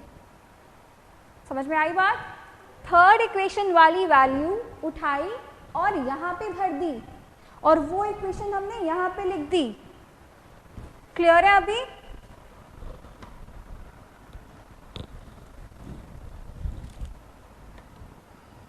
और इक्वेशन नंबर 2 कैसे आया वो एक बार देख लो. वर्क था, मास, फोर्स इनटू डिस्प्लेसमेंट था, है ना? फोर्स की वैल्यू हमने लिखी थी small m into A according to Newton second law. वो वाली वैल्यू हमने यहाँ पे लिखी. जहाँ पे फोर्स था वहाँ पे हमने वो वैल्यू लिख दी, और हमारे पास आ गया work is equal to MAS, है ना? अभी काइनेटिक एनर्जी को हमने वर्क के इक्वल क्यों किया? क्योंकि बॉडी में मोशन आ रहा है. मोशन के टाइम जो एनर्जी रोल प्ले करती है वो काइनेटिक एनर्जी होती है. तो work is equal to kinetic energy. Hence we got that equation, kinetic energy is equal to MAS. Is it clear? Is it clear? Okay, sorry बच्चा, आपको 2 बार मैंने इंटरप्ट कर दिया, सॉरी। स्प्रिंग है, स्प्रिंग को जब तुम एक्सपैंड करते हो तब भी वो अपनी ओरिजिनल पोजीशन में आने की ट्राई करता है, जब तुम स्प्रिंग को कंप्रेस करते हो तब भी वो अपनी ओरिजिनल पोजीशन में आने की ट्राई करता है। What does this mean? कोई एनर्जी है जो उसको उसकी ओरिजिनल पोजीशन में बार बार ला रही है, ठीक है? कोई एनर्जी है जो उसको बार बार उसकी ओरिजिनल पोजीशन में ला रही है। जो एनर्जी है रिस्पॉन्सिबल इस चीज के लिए, वो कौन सी एनर्जी है? वो वाली एनर्जी है जिसको हम पोटेंशियल एनर्जी बोलते हैं। पोटेंशियल एनर्जी कौन सी होती है? जो पोजीशन के चेंज होने के साथ बॉडी में डेवलप हो जाती है अपने आप to retain its original position.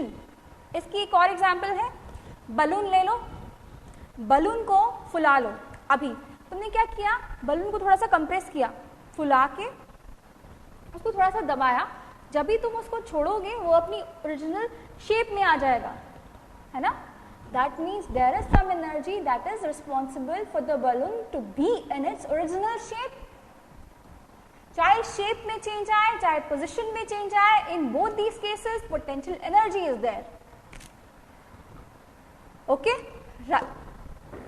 Right it down, लिखिए बच्चे।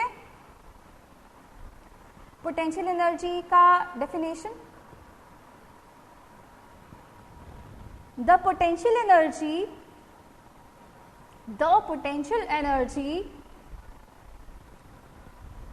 possessed by the object,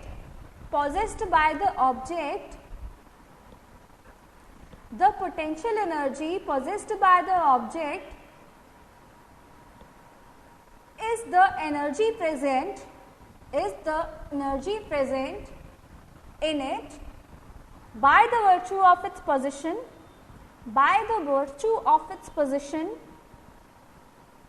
and configuration. I'm repeating it, check it again. The potential energy possessed by the object is the energy present in it by the virtue of its position and configuration. Configuration के साथ bracket में लिख लीजिए shape, SHAPE, shape.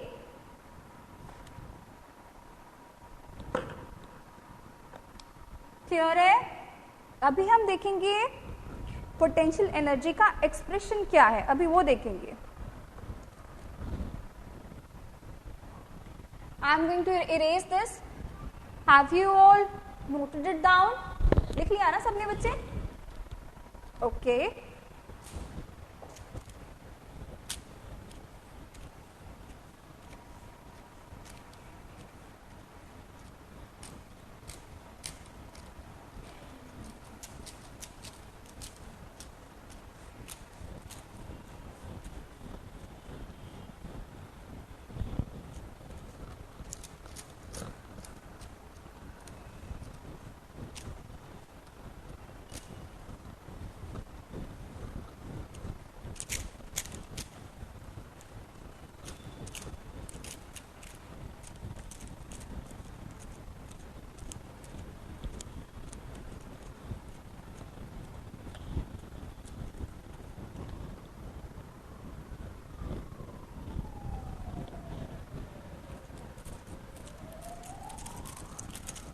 अभी हम कौन सी energy की बात कर रहे हैं?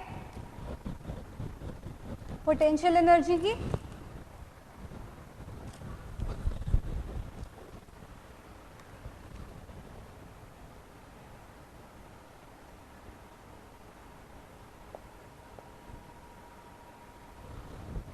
अभी पोटेंशियल एनर्जी का हमारे को एक्सप्रेशन निकालना है। एक्सप्रेशन निकालना हम वहीं से स्टार्ट करेंगे जहां से हमने काइनेटिक एनर्जी स्टार्ट करी थी।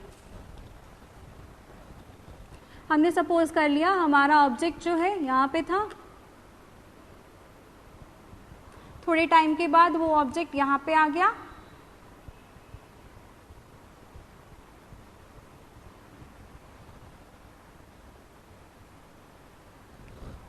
सपोज वो ऑब्जेक्ट पहले इतनी हाइट पे था, फिर वो ऑब्जेक्ट नीचे आ गया, या वो नीचे था ऊपर चला गया।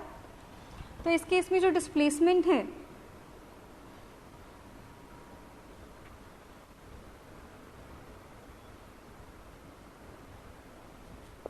वो हम लेंगे इस हाइट के बराबर, क्योंकि हमारी बॉडी जो डिस्प्लेस करी है वो इतना डिस्प्लेस करी है और ये वाला जो डिस्प्लेसमेंट है वो इस हाइट के बराबर है। दूसरी चीज़, जो हम एक्सेलरेशन लेंगे, बाकी सारी नोटेशन सेम रहेंगी, ये दो नोटेशंस चेंज हो जाएंगी। एक्सेलरेशन यहाँ पे लेंगे एक्सेलरेशन ड्यू टू ग्रेविटी, यानी कि स्मॉल जी। क्यों? क्योंकि इसमें ग्रेविटी के रिलेटेड काम हो रहा है। हमारा ब्लॉक नीचे से ऊपर जा रहा है, उसमें ग्रेविटी इन्वॉल्व है। उस केस में जो एक्सेलरेशन आएगी वो एक्सेलरेशन ड्यू टू ग्रेविटी वाली आएगी।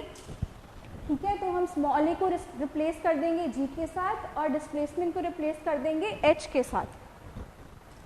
सबसे पहले हमारा वर्क डन जो है वो होता है फोर्स इनटू डिस्प्लेसमेंट। क्योंकि हम यहाँ पे डिस्प्लेसमेंट ये वाली यूज करने वाले हैं तो मैंने एस को रिमूव किया और यहाँ पे लिख दिया एच। ठीक है, उसके बाद हम न्यूटन का दूसरा लॉ देखेंगे। क्या था सेकेंड लॉ? क्या था सेकेंड लॉ? वो स्टेट कर रहा था force is equal to M ए।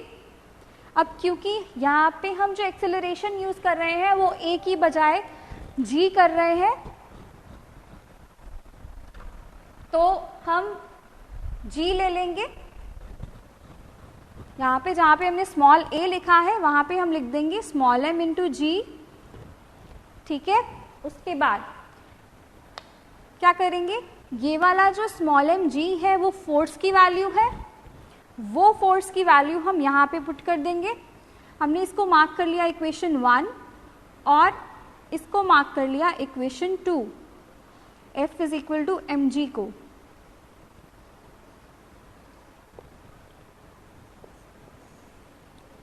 तीसरी बात, जो तुम्हारा वर्क है वो यहाँ पे पोटेंशियल एनर्जी की फॉर्म में स्टोर होगा। क्यों? क्योंकि इस ऑब्जेक्ट की पोजीशन में चेंज आ रहा है, क्योंकि हम पोटेंशियल एनर्जी का एक्सप्रेशन निकाल रहे हैं, क्योंकि उस ऑब्जेक्ट की पोजीशन में चेंज आ रहा है, इसलिए इसका जो वर्क है वो पोटेंशियल एनर्जी की फॉर्म में स्टोर होगा। तो equation 1 can be rewritten as, equation 1 ये भी है कि potential energy is equal to F into H. ठीक है, हम इसको मार्क कर लेते हैं इक्वेशन 1। अभी इस इक्वेशन 1 में हम इक्वेशन 2 पुट कर देंगे। Put 2 in 1, what we get is, 2 में क्या है हमारे पास, 2 में हमारे पास कैपिटल F की वैल्यू है mg, वो हम यहाँ पे भर देंगे। क्या आ जाएगा, potential energy is equal to mg multiplied by h which equals to mgh. That means the expression for potential energy is mgh. This is the required expression. Bacha, is it clear?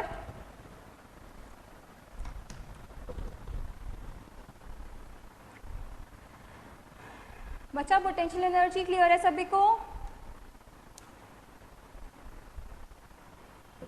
कोई भी equation, कोई भी expression clear नहीं है तो you can ask and then we'll move to our next topic.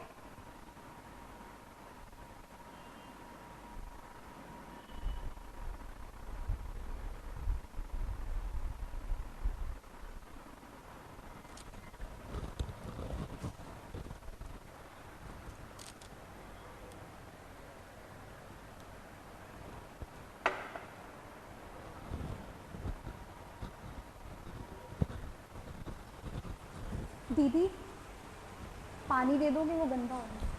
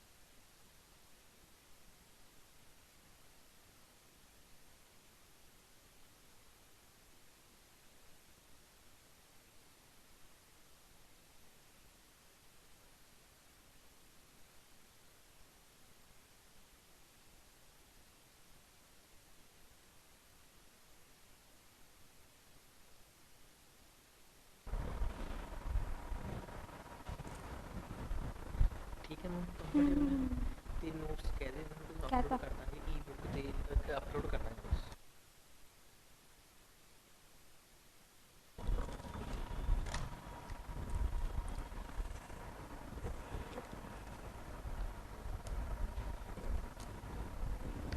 Okay, we have done till potential energy.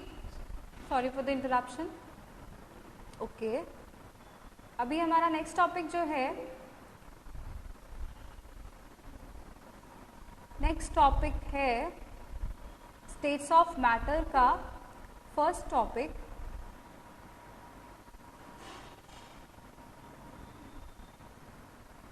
Acceleration means, okay, doubt आया है, late me clear that. Acceleration का मतलब क्या है बच्चे? जब आप गाड़ी चला रहे हो तब तुम एक्सेलरेटर दबाते हो, तब क्या होता है? द वेलोसिटी इंक्रीजेस ना।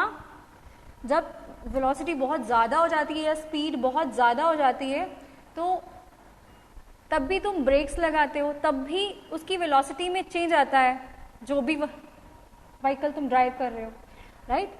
अभी जब भी वो चेंज आता है, चाहे वो इंक्रीज हो चाहे वो डिक्रीज हो, that means there is acceleration.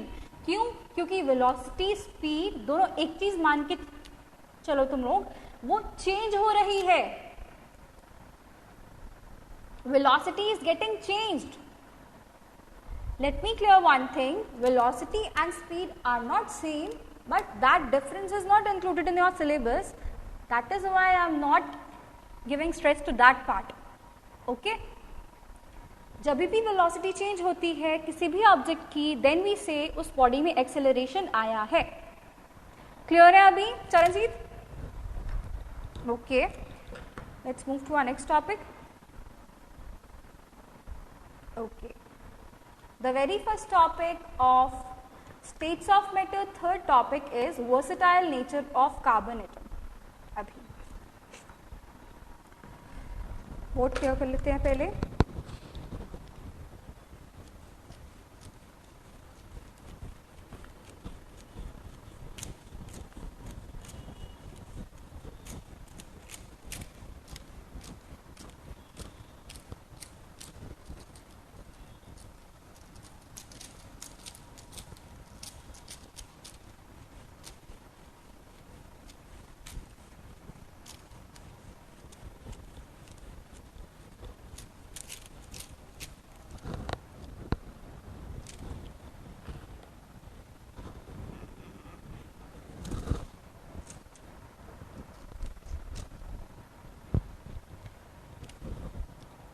Our third topic is states of matter.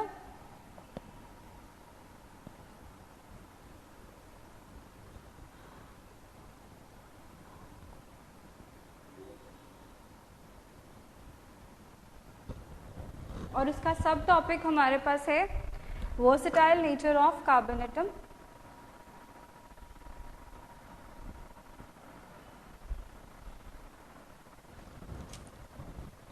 The topic we are going to start is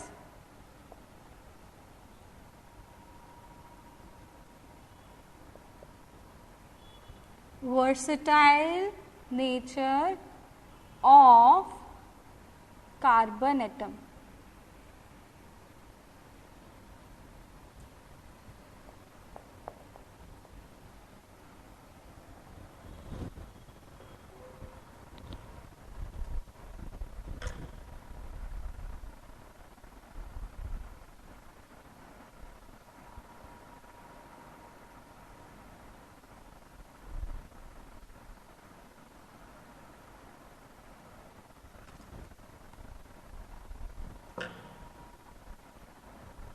It will take just 10 minutes, okay? Versatile nature of carbon atom में क्या है?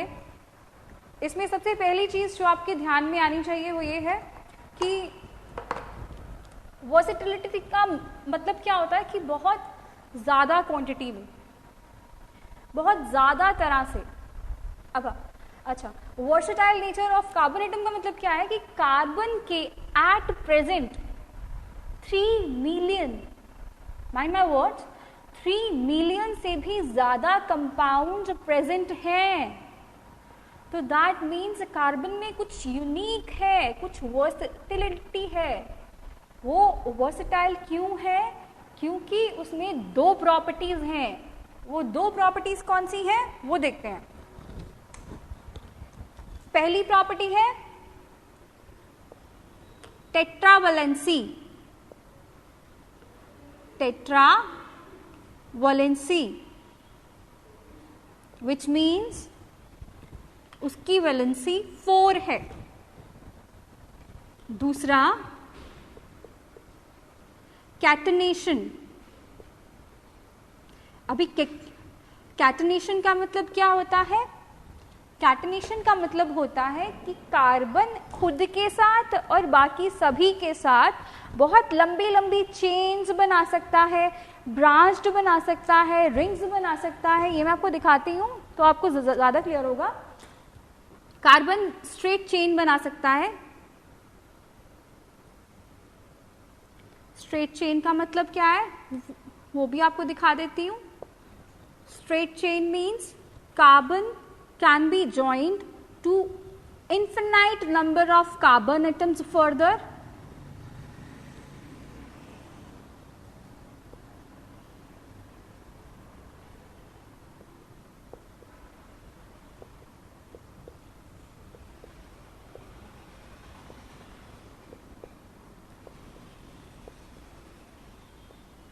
कितने भी carbon atoms आपस में join हो सकते हैं। Carbon can form long straight chains. This is the first one, straight chain. Second one is it can form branched one also. वो branched chain भी बना सकता है। अभी branched का मतलब क्या यहीं पे दिखा देती हूँ।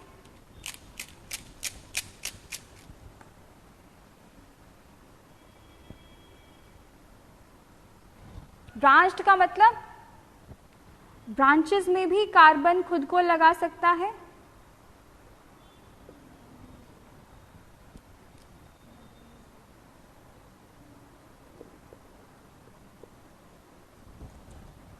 समझ में आई बात?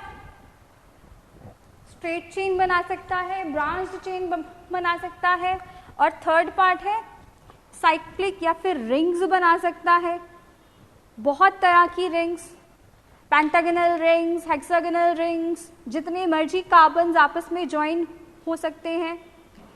सबसे छोटी वाली रिंग में दिखा रही हूँ, एक्चुअली नॉट छोटी वाली, सबसे stable ring. 6 carbon atoms can form a ring. एक चीज आपने ध्यान दी होगी, मैं कार्बन के साथ हमेशा 4 लाइंस मार रही हूं। 4 लाइंस मतलब दिखाती हूं अभी, वेट।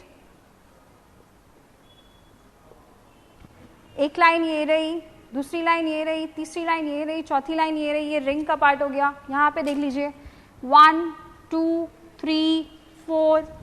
हमेशा 4 ही लाइंस क्यों मार रही हूं? क्योंकि उसकी वैलेंसी कितनी है? 4 है। वो 4 ही दूसरे एटम्स के साथ, एलिमेंट्स के साथ ज्वाइन हो सकता है, इसलिए मैं उसके साथ 4 लाइंस मार रही हूं। ये 2 प्रॉपर्टीज हैं कार्बन की। First one is tetravalency, second one is catenation. ये दोनों की दोनों प्रॉपर्टीज जो हैं कार्बन का नेचर वर्सेटाइल बनाती है। It makes carbons nature versatile. Okay, clear है बच्चे? ये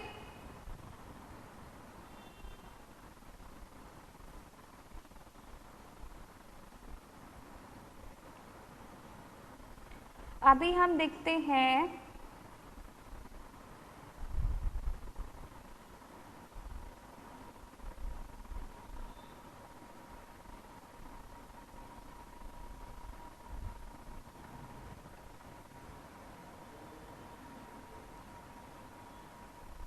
अच्छा, एट लास्ट मैं बस यही कहूँगी कि जो क्लास में कराया गया है वो आपको लर्न होना चाहिए। और दूसरी चीज़, जो भी आपको आज क्लास में कराया है ये सब आपको ई बुक्स पे बहुत जल्दी अवेलेबल होगा। ठीक है?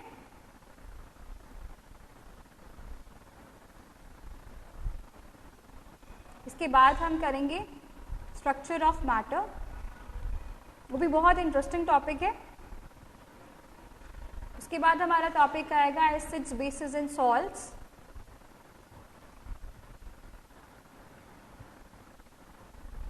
And then we'll have action of soaps and then corrosion in metals. इसके साथ हमारा थर्ड टॉपिक भी कंप्लीट हो जाएगा। फॉर नाउ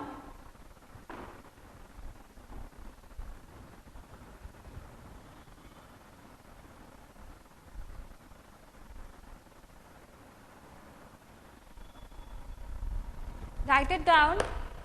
टेट्रावेलेंसी के बारे में लिख लो थोड़ा, लिखिए। Carbon has 4 valence electrons. Carbon has 4 valence electrons since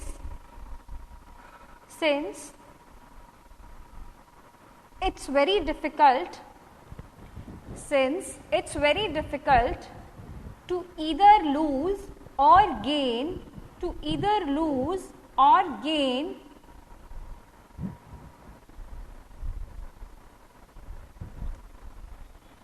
tetravalency का मीनिंग है उसकी वैलेंसी 4 है। टेट्रा का मतलब होता है 4, वैलेंसी का मतलब होता है वो 4 चीजों के साथ बॉन्ड्स बना सकता है। Since it is difficult to either lose or gain 4 electrons to attain the inert gas configuration, carbon does not form the ionic compounds. Carbon forms covalent bonds. They may be single, double, triple covalent bonds. This is called the tetravalent nature of carbon. Okay बच्चे?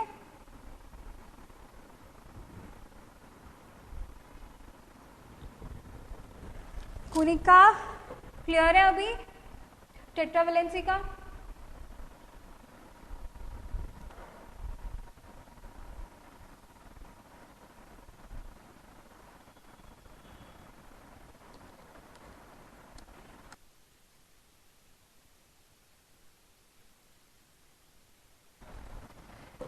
सो बच्चे, इसके बाद हम next class में इसके साथ ही continue करेंगे, ठीक है?